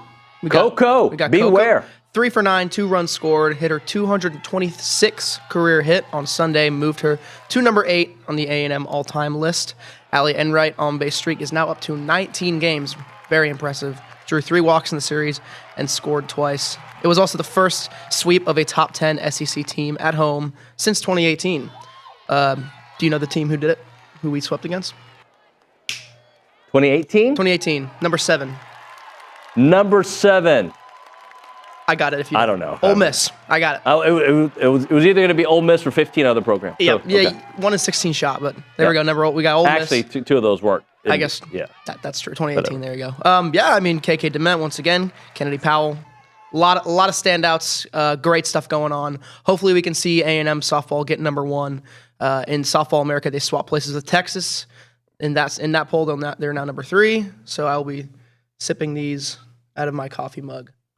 There you go. SEC women's tennis, 4 straight SEC championships for Coach Weaver. Mary Stoyana just has continued just to dominate. Luciana Perez came back and won in the 3rd. That's 68 straight home wins for A&M at the Mitchell Tennis Center. So congratulations to them. And then Buckyball, getting some players finally. So we got a lot to get into when we go to the Bucky's Catering Hotline. That's where we are joined by Billy Liucci, TexAgs co-owner and executive editor. Billy, good morning, buddy. Hi, Billy.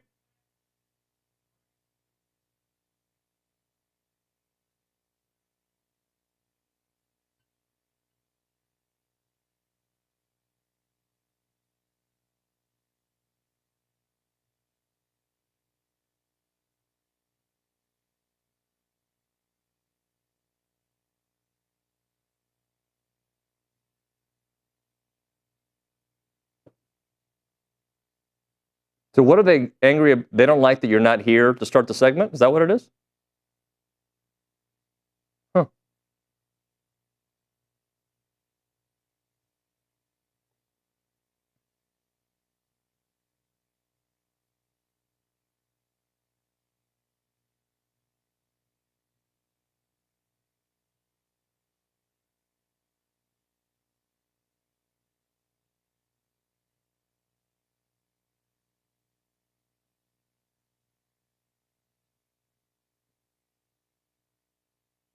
Would you like for us to read a couple text messages for you to come in, or you want to chat on the phone? I'm fine doing whatever. Okay, as you start walking in, and we can listen to you. You can press mute however you want. What do you have for us there, Cartier? So we've got a user on YouTube that says baseball team finding its stride. When they get to the postseason, no team will want to see them. Also, national media needs to put some respect on our softball team. Well, I think one of the polls just showed respect for the softball team. And if you watched SEC Now at all this weekend, or I know Billy did, it was a lot about A&M, right? With the softball team and with the baseball team. So there was quite a bit of that. As for, that's why I asked the question to Tom. Look, if baseball is able to continue this streak, and look, they put themselves in a huge hole. But if they go anywhere, if they make the postseason, whoever gets them, the entire group of teams are going to like, oh my gosh, we've got a number one caliber team. But that's still a very long way to go to get there. For them to do that, and I'll involve Billy in this. Billy, the point was from the message, from the text message, A&M's got a long, long way to go to make the postseason. We recognize that. But if they make the postseason, there isn't going to be a host site that is excited about A&M coming to them, because that A&M team, for that to happen, would have had to play like the team that we expected them to if they're able to continue this turnaround.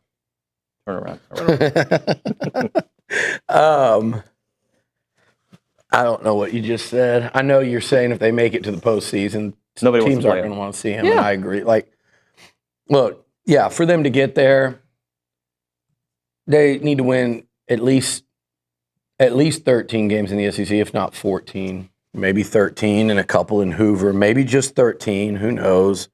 But for them to get there, they're going to have to play good baseball. I mean, it's an interesting thing, though, to say 13, you can sweep Missouri and win one game in each of those four series. The way A&M's playing, you know, I know people are going, oh my God, it's such a daunting schedule, and it is, but they're a weekend removed from taking 2 of 3 against Tennessee, who's number 1, who's now sitting in, what are they, 4, I think. So they're a weekend away from doing that and really dominating the final 2 games of that series after getting dominated in the first game. To sit there and go, they can win 2 of 3 at Georgia or in Austin or at Arkansas or at home against LSU. I know it sounds daunting when you look at those teams, but it's not. LSU's really good. They're the number 9 ranked team, and you're playing them at home. Like, you should look at that series and go, that's a winnable series. Nothing's going to come easy for them from here on out. Hopefully Mizzou at home, but again, that's one of those series where there's no margin for error. Right. You know, there's no margin for error. So Florida learned that. I think they walked them off 3-2 this week, and that would have been probably a season-ending loss for Florida, and they were that close to it happening. So, but I mean, nothing is going to come easy. You created that situation for yourself. It wasn't going to come easy anyway. Right? Like that end of schedule stretch, but now you need more wins than you probably thought. So it's a daunting task still. But if they keep playing the way they're playing, and it wasn't the best baseball all weekend from them. That Thursday night game, there was some sloppiness. Friday sure was great. Friday was terrific. And then Saturday, you know, anytime you fall behind 12-2, there's plenty to nitpick and critique. But the comeback and to win in a walk-off fashion on Thursday in a game, again, that they had to win game 1 of that series. They had to. And they were just one swing, one mistake pitch, one error away from going down 0-1 in a series that they had to win. Probably needed to sweep. So that would have been disastrous. So for them to hang on and get that home run from Sorrell, and then what they did Sunday or Saturday was incredible. Like it's wild to me that I saw a stat on SEC Network where it was the 4 since expansion in 13, the 4 biggest comeback wins. 3 of the 4 were A&M. It was A&M versus South Carolina. It was A&M versus Georgia the last 2 years, and then in 22. So since expansion in 2013, the 2013 baseball season till now, 3 of the top 4 have come in the last 3 years for A&M. The other one, obviously, South Carolina and Brett Minnick and that home run. So it's pretty insane. By the way, one of those might be even crazier that you run ruled them to come back from one of the 3 biggest deficits. Yeah. But that game Saturday was so incredible on every level. Like, first of all, just to chip away and what went into that. There were some situations where the Aggies would have been, like game over. I think at the top of the 9th, South Carolina was threatening. I think they had first and third, maybe 1 out, and no runs scored, or the game's game's over. There was a play earlier in that game. Where did they throw the guy out at the plate? Where was it? They got an out that kind of saved an even bigger inning or saved another run. They're just hanging in. But then Bender up. What a weekend for Blake. Heck of a weekend. A home run that maybe some people thought was meaningless at the time. Just kind of, you're getting blown out. It's 12-3. It's 12-5. Then you look up and Sorrell gets another big hit and it's 12-7. And then for Schott to come off the bench. Kirk Gibson style. Heard his story. He was just telling me about it. He's just sitting there just cheering everybody on. They're like, "You ready to go in?" Said, yeah. And they said, "Are you ready to face?" I don't know if he said this in media or whatever, but they were like, "Okay, you're going to face lefty. You ready for that?" He goes, "Yeah, I'm ready. It's fine." Comes off, hadn't played in hours. He's hurt. Like you said, torn MCL. Bam. Opposite field, grand slam. And then for Caden Kent to do that at Bluebell Park, again, grand slam, dramatics. I saw a cool video where they showed his dad. He just looked like overcome with emotion, just kind of collapsed in his seat. I think most fans probably felt the same way. Like that was incredible. And you're starting to feel that magic. And we say Olsen magic, but this team has had magic really the last 3 years, even, and this is year 4 now, where you hadn't seen a lot of that magic, a lot of that belief, and you're starting to see it. Like, they got to play a lot better, pitch better than they did against a bad South Carolina team to compete with the teams they have coming up, starting this weekend with Arkansas in number 2, and then the newly crowned number 1, Texas, and you're going there with all the emotion that goes into that. Then you got LSU. Like, they're going to have to play a lot better, but you can't play better if you're not. I don't believe this, and I think we've seen it with this team. You can't play good. You can't play great baseball if you don't believe and if you're not feeling loose and confident. And I think this is an incredibly confident baseball team. How could they think they're going to lose at this point with what they saw on Thursday and what they saw Thursday and Saturday and what they did a week prior in Knoxville? It was interesting to me, Nuño, this weekend too, to kind of gauge just a little bit about how A&M's hitting, right? Texas went up there and won 2 of 3 at Kentucky. That was a nice series win for the Longhorns. It wasn't like they were mashing and scoring a ton of runs. A&M, I think, did a better job against Kentucky pitching a couple weeks earlier. They put up they put up a lot of runs. Then you watch Tennessee, and they go into Oxford and win 2 out of 3. And that game kind of got higher scoring yesterday. It was 10-8. But Ole Miss wasn't knocking around Tennessee pitching like A&M did. And Ole Miss is now like their top 10 team. I was wondering to see, hey, maybe beyond Doyle, the rest of their pitching isn't so great. It's not like Ole Miss was knocking them around. And Doyle shut them down 3-2, I think, Friday night. And then, so I was just trying to kind of compare what the teams that A&M's played the last couple weeks looked like against elite competition. And if the Aggies' performances in terms of at the plate, I thought held up. I thought they held up. So that was something that I was curious to see is like, okay, they've hit really well. You throw out Sam Houston. They're not good. And you say, okay, against SEC teams the last like 3 weeks, including, losing 2 or 3 to Kentucky, like, are these bats really getting that hot? And the answer is, without question. And look what they scored.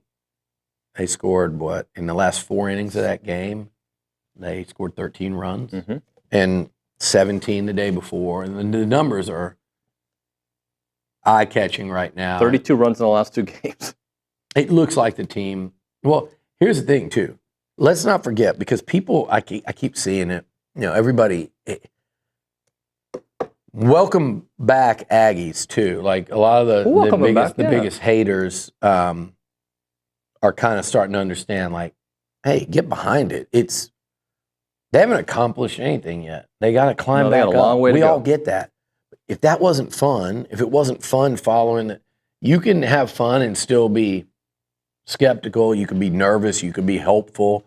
And let me tell you something. You could be way out in front of your skis if you want to be. It doesn't affect how they're playing. It's the players that have to, rein in their approach. It's not you. If you want to get excited, if you want to sit there and start thinking about how they can get to Omaha, do it. I don't care. If you're the person that wants to sit there and go, well, we're going to see. I'm not hopeful about going on the road to Arkansas and Texas. I get that too. That's understandable too. Like if you say, hey, you got to show me more than a 10-day stretch or whatever. I get it. I agree with that. I think the answer is somewhere in between. I think they're showing that they are in fact capable of winning any of those series left. And the starting pitching on any given weekend could just like that be elite. And even if it's not, if it's pretty good and they're hitting the way they are, that's kind of the team that everyone had ranked number one. That's the team that people had making another run to Omaha for the third time in 4 years. But they're in such a hole that there isn't a margin for error. And if you go up to Fayetteville and you don't get one, you're in the hole once again, and you're in trouble. But if you go up there and mash the way they've been mashing, Arkansas just lost 2 of 3, right? I mean, they just lost 2 of 3. If you go out there and hit, Arkansas might be the team on a 2-series losing streak. Yeah. And the Aggies might claim 3 in a row, including series wins on the road against number 1 and number 2. I look at yesterday's win, Billy, as 2 wins because it was over. In my mind, that game was over. So now you get a double hit. Plus, this is not an original thought. I saw this on the YouTube page today. Some people are saying they can't hear. That's when you were on the phone. Okay. Joe Espada, the Astros manager, people were ready to run him out of town last year. And look, I've got to see way more from the Astros. But I'm using that as a comparison. Baseball is one of these sports you really have to be a little bit more patient in your final evaluation. I know football, a couple games get away from you. I get baseball. It was trending in the worst direction, and it could still go that direction. Yeah. But give it time to see how it plays out. And I think this baseball team, for those who stuck around, hey, we're going to have that moment forever. We're always going to remember that game. I mean, I can give you a million base. We all can. Just off the top of my head, in the last couple of years, like the Detroit Tigers went on some insane run last year to get in the playoffs. And then beat the Astros, and they were so far out. They were the typical Detroit Tigers, and then they couldn't be beat. And they just started believing. They kept winning these crazy games by 1 run. It felt like every day. Ole Miss, you go back 3 years, Ole Miss was out of it. Like they were, I think, 5-10. They were worse place than A&M is right now. They were the last team in the field and won the national title. We all talk about that. But LSU last year, do you know what their record was? It was like 3-9. Around this point, they were 3-13. 3-13. They were 3-13 in the SEC. And they had an A&M team coming to Baton Rouge that was rolling. Yeah, they were. Had just beaten Georgia, claimed the number 1 spot in the rankings the week prior. And they went down there and lost. LSU beat them 2 out of 3. And kind of, there was a flicker of hope. And then they end up getting in. And if my timeline's off by a week, if there was a week in between, you guys get the point. But LSU was like 3-13 in the conference. And they end up catching absolute fire. They came within a game, I believe, of Omaha. And so Florida last year, there was a huge debate of whether they should even be in the tournament. I think they went on a run in Hoover to kind of make people go, okay, I guess we'll put them in. But they were that much above 500. Got to Omaha. They went to Omaha and won at least a game, if not 2 games there. Yeah. So they were an amazing Jay Slavilet catch away from being in the winner's bracket. So, I mean, it happens every single year in this sport on every conceivable level. You just have to hang in the fight. And there's been a couple times in the last 2 weeks where I think A&M could have been knocked out. You know, they were two walk-off home runs away from dropping that series 2-1 to South Carolina, and it's probably over.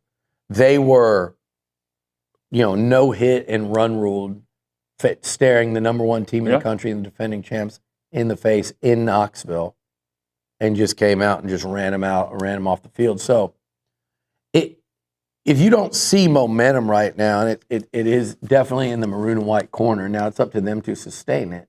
And there's some teams sitting there on the schedule saying, you may be coming in here with a lot of momentum, but you're coming into really tough places to play, playing against great baseball teams. I think the Aggies right now are like, okay, let's do that. Let's see how that goes. And that's the key to me. They're feeling good. And just seeing those guys after the game and talking to some of them, the mood is, as you might expect, completely different. Yep. They're just like ear-to-ear smiles and excited about what's coming up. And it just didn't have that vibe earlier in the season. And I'm not saying they're like last year's team, but I'm saying the how much fun they're having and just the kind of excitement of what the team can accomplish is back. And I think that's been lacking most of the season. That kind of, man, we can really do this. That feeling of like, man, and I want them to tell them, we're a really good team. Well, we just haven't been playing like we're really good. My thing, Nuño, and they can get so much better too. That's the thing. Like Prager can become the old Prager, and he's out there battling. Yeah. They're winning games that he starts still, like Friday night. Gavin Cash can come back and hit. I was sitting there last week saying, man, if they could get Kent and Cash hitting. Well, it was Kent and Bender up. They both had big weekends. So now, if Sorrell ends up healthy enough on that hamstring to get in the outfield, then can you pinch hit DH shot? Is he feeling it now? There's a lot of different ways. Cash comes back. Does he start hitting when he's helped? There's a lot of different ways you can see this team getting even better at the plate and on the mound. Let's hope that Saturday's game was a microcosm of the season. They started off in a hole and they come roaring back. That's what we can hope. Yeah. We'll hit a break. We'll get into some Aggie basketball on the other side. Right now, when the unexpected happens, whether a car accident, property damage, or business liability, preparation does matter, and that's why I have Rollo Insurance Group as my guys. They're here to ensure you're properly covered before crisis strikes. Their independent agent provides consultation across all insurance types, giving you confidence that their details are handled correctly. They've got 60 offices in the state. Well, they got more than that, and experts everywhere nearby. The true value of insurance becomes clear in those critical moments. When you need to file a claim, Rollo agents will walk you through each step of the process, advocating on your behalf when you need support the most. They'll help you understand what's covered, what to expect, and how to move forward. They've been taking care of me since I moved to this area. You don't have to be in this area. They can take care of you anywhere in Texas or beyond. Don't wait until disaster strikes or discover gaps in your coverage. Visit RolloInsurance.com/TexAgs or call 888-44-ROLLO. That's RolloInsurance.com/TexAgs or call them up, 888-44-ROLLO.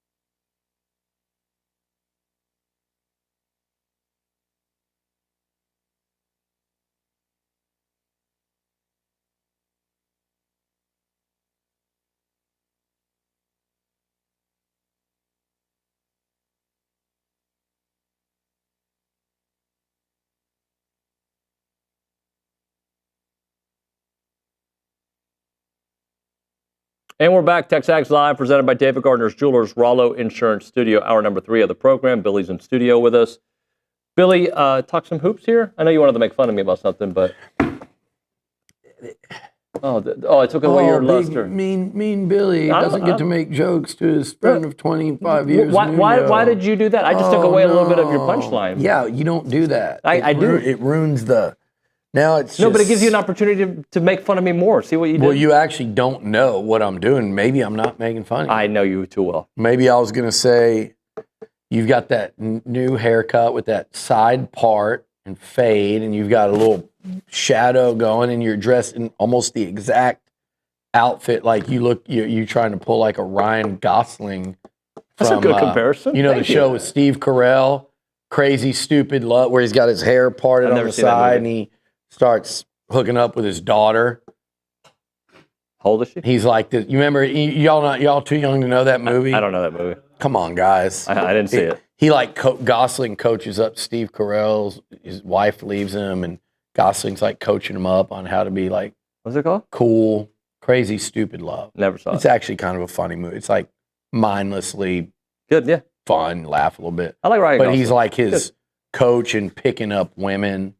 Kind of like Will Smith in that movie? I guess so. Yeah. Hitch, I guess in a way.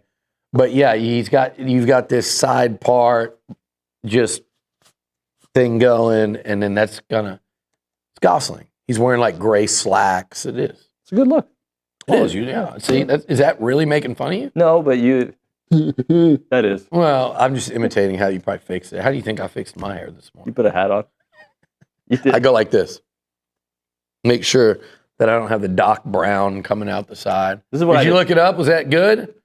Yeah, I mean, no one can see you over there. But if they were listening, in the back, they could have pulled a side by side of Nuño and now Gosling. Nick's gonna think you're being mean, and that's gonna be a whole. Yeah, now I've doubled up. Now it's mean to you and mean to Nick. Here we go. All right, can we get started? The show started 3 hours ago. We've been talking basketball. We've been talking baseball. Before basketball, let's talk about just the weekend in general. Oh, okay. Sorry. 30 time for a break. Basketball. Okay, fine. Softball was amazing. Softball, let's go there. Number 1 right now. I don't know how much that has to do with what OU does today against Bama. Different poll. If there's another poll, whatever, it doesn't matter. It's cool to see them number 1 in a poll. They're going to be no worse than probably number 2 in the polls, and it's deserved. I mean, they 11-3 in the SEC. They lost a game. Didn't get to play a game at Georgia. They're on a hot streak in SEC play. They are fun to watch, David. Yep. Like, you go out there and watch this team, they are fun. They play fast.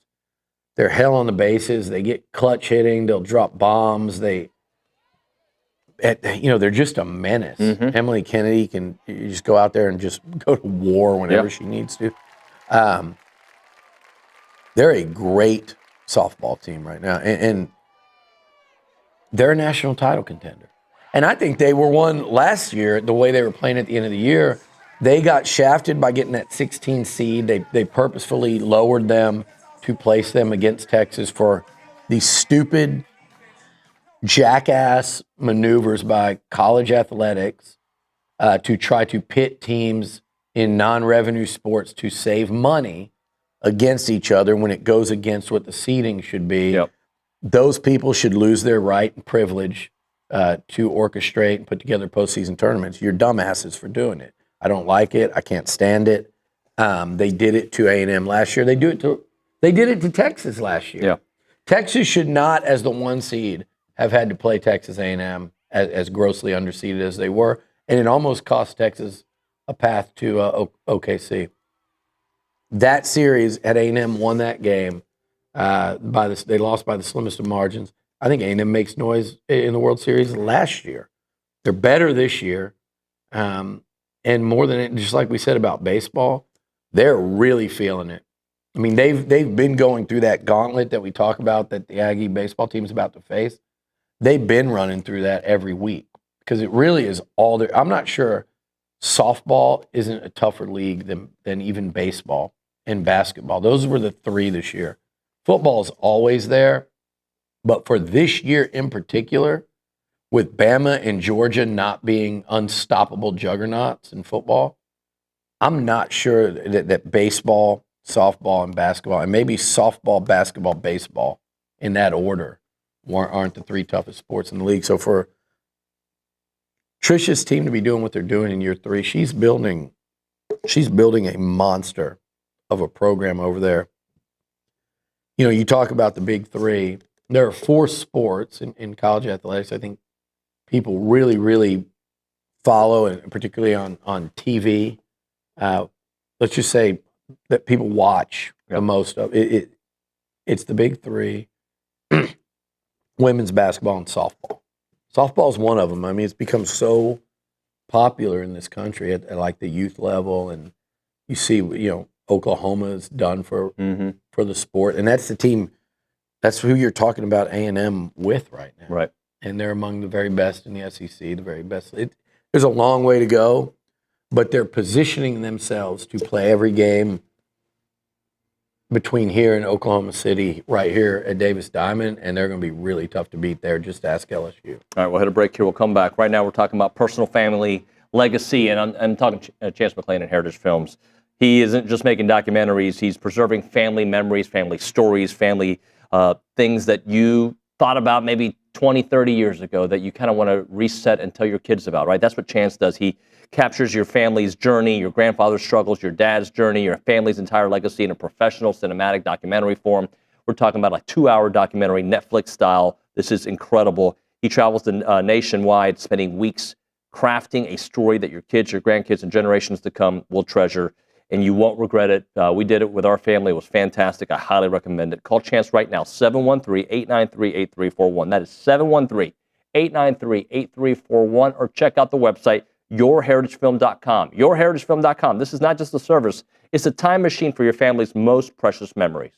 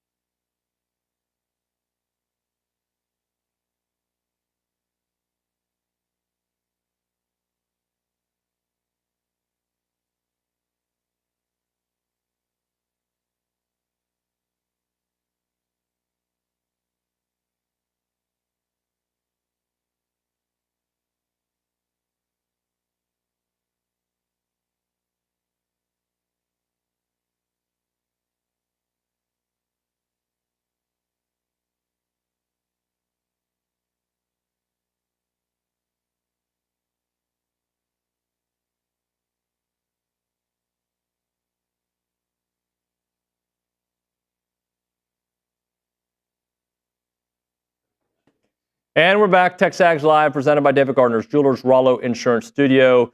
Billy, let's talk a little Aggie hoops because I got a couple guys to commit to the staff, Buckyball, and I know you had a little bit of a post on that. I don't know if you want to go a little deeper, but let's start off with a couple of the names that have joined. I can't remember with the way the weekend played out if Zach was yesterday. Zach Clements, he was yesterday, and then Ja'Carri Lane was, I believe, on Friday afternoon.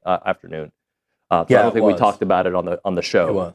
But a couple names that he needed. He got the score that he wanted because I know that was a big deal to him. And then a guy with some length that's played at a high-level college basketball program, not too many minutes over the last couple of years.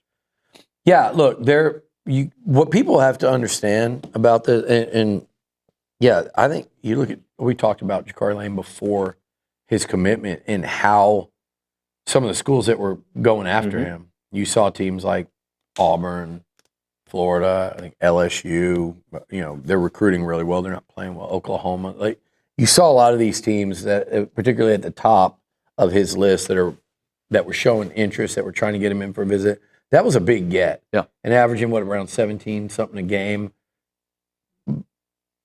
But you're going to see this week, throughout the week, you're going to see as these guys come in, and they're going to be, and I've actually talked to them about this and kind of the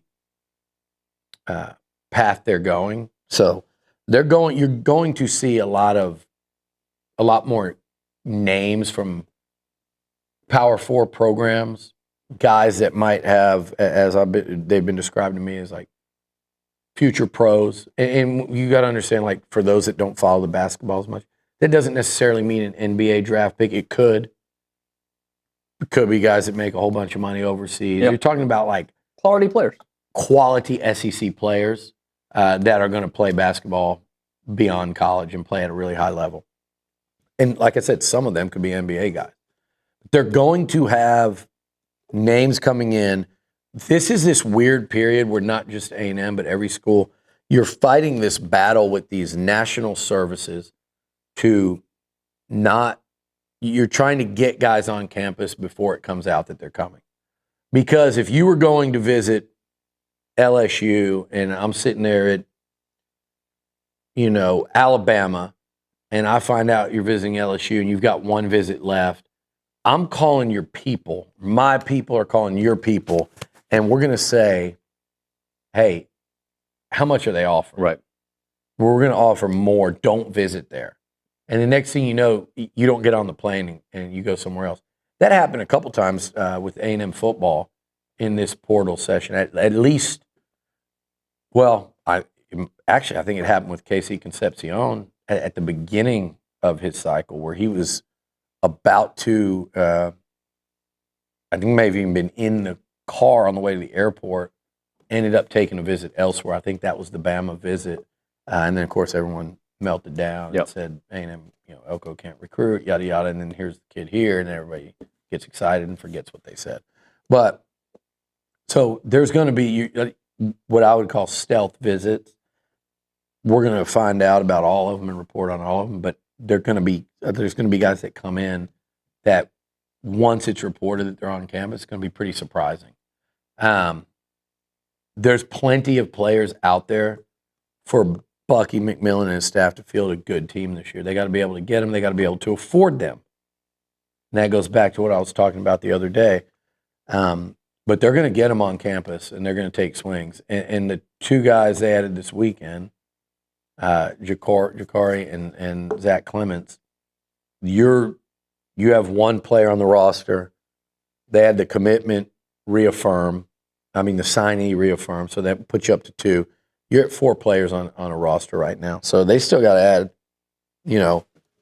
double-digit scholarship players in the portal. So you're going to see, with each addition, don't try to gauge momentum or try to, man, okay, is this the level we're recruiting at? Zach Clements is a guy that people that I talked to said he compares actually pretty favorably skill set wise to the guy from Sanford Brownell that went to USC. He's long, he's a little longer, a little more athletic. obviously didn't play at Kansas very much at all. What would he have done at Samford over the last few years? In buckyball, right? Where he's a 6'11" guy that can step out and shoot, and an athletic 6'11" guy at that. And again, this doesn't mean you're trying to project a guy that averaged a couple minutes and a point a game at Kansas into being a game changer in the SEC. No one's saying that. But you're building a roster, and this is a piece of the roster where they go, okay, yeah, here's an athletic, experienced, older 6'11" guy that can shoot. Boom, there's a piece of your roster. And I think you have to just kind of wait and see what the finished product looks like. Yep.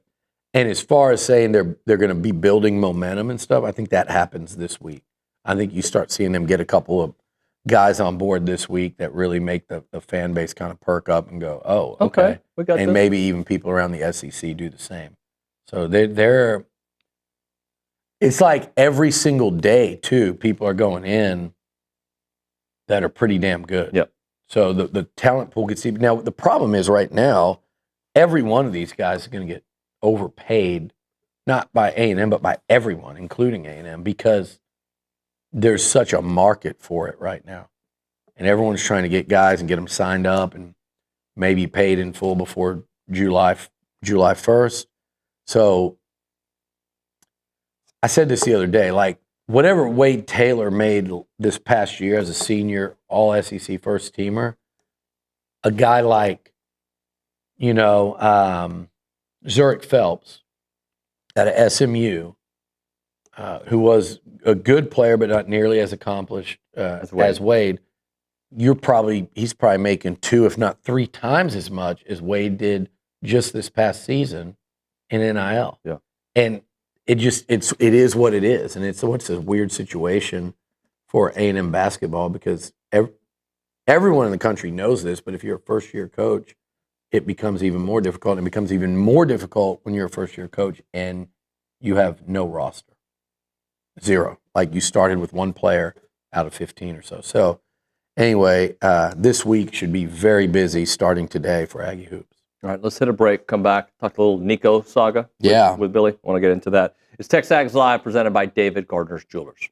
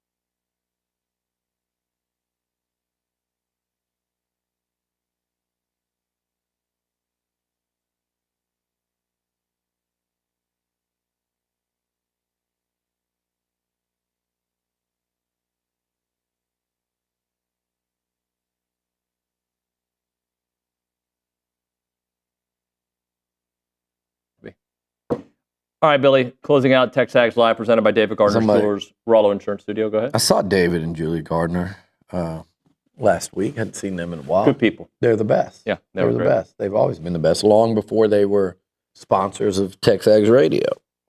And TexAgs Live. We're not just saying that because they're sponsors. They're friends. Yeah, they are friends. Hey, somebody just texted me, said, I look like a diesel mechanic today. I said, that's perfect. That's it's a very stylish shirt. Like I could, it is. And I'm also wearing like a black denim jean, so it's almost like a denim on denim, but it's a little different. I kind of like it. But synthetic oil? Yeah, like that's why I needed to come in with like grease and oil under my fingernails and just kind of, Billy, what you been working on? Just kind of had wiped my face at some point and had it on. Yeah, next time I'll do that. So the Nico situation. We got to replace your carburetor, it looks like. Do you know what a carburetor is? Yeah, go ahead. You actually do? No, I don't know. Why would I know what I can change a tire. I can do that? I can change a tire. I can check my oil. That's about it.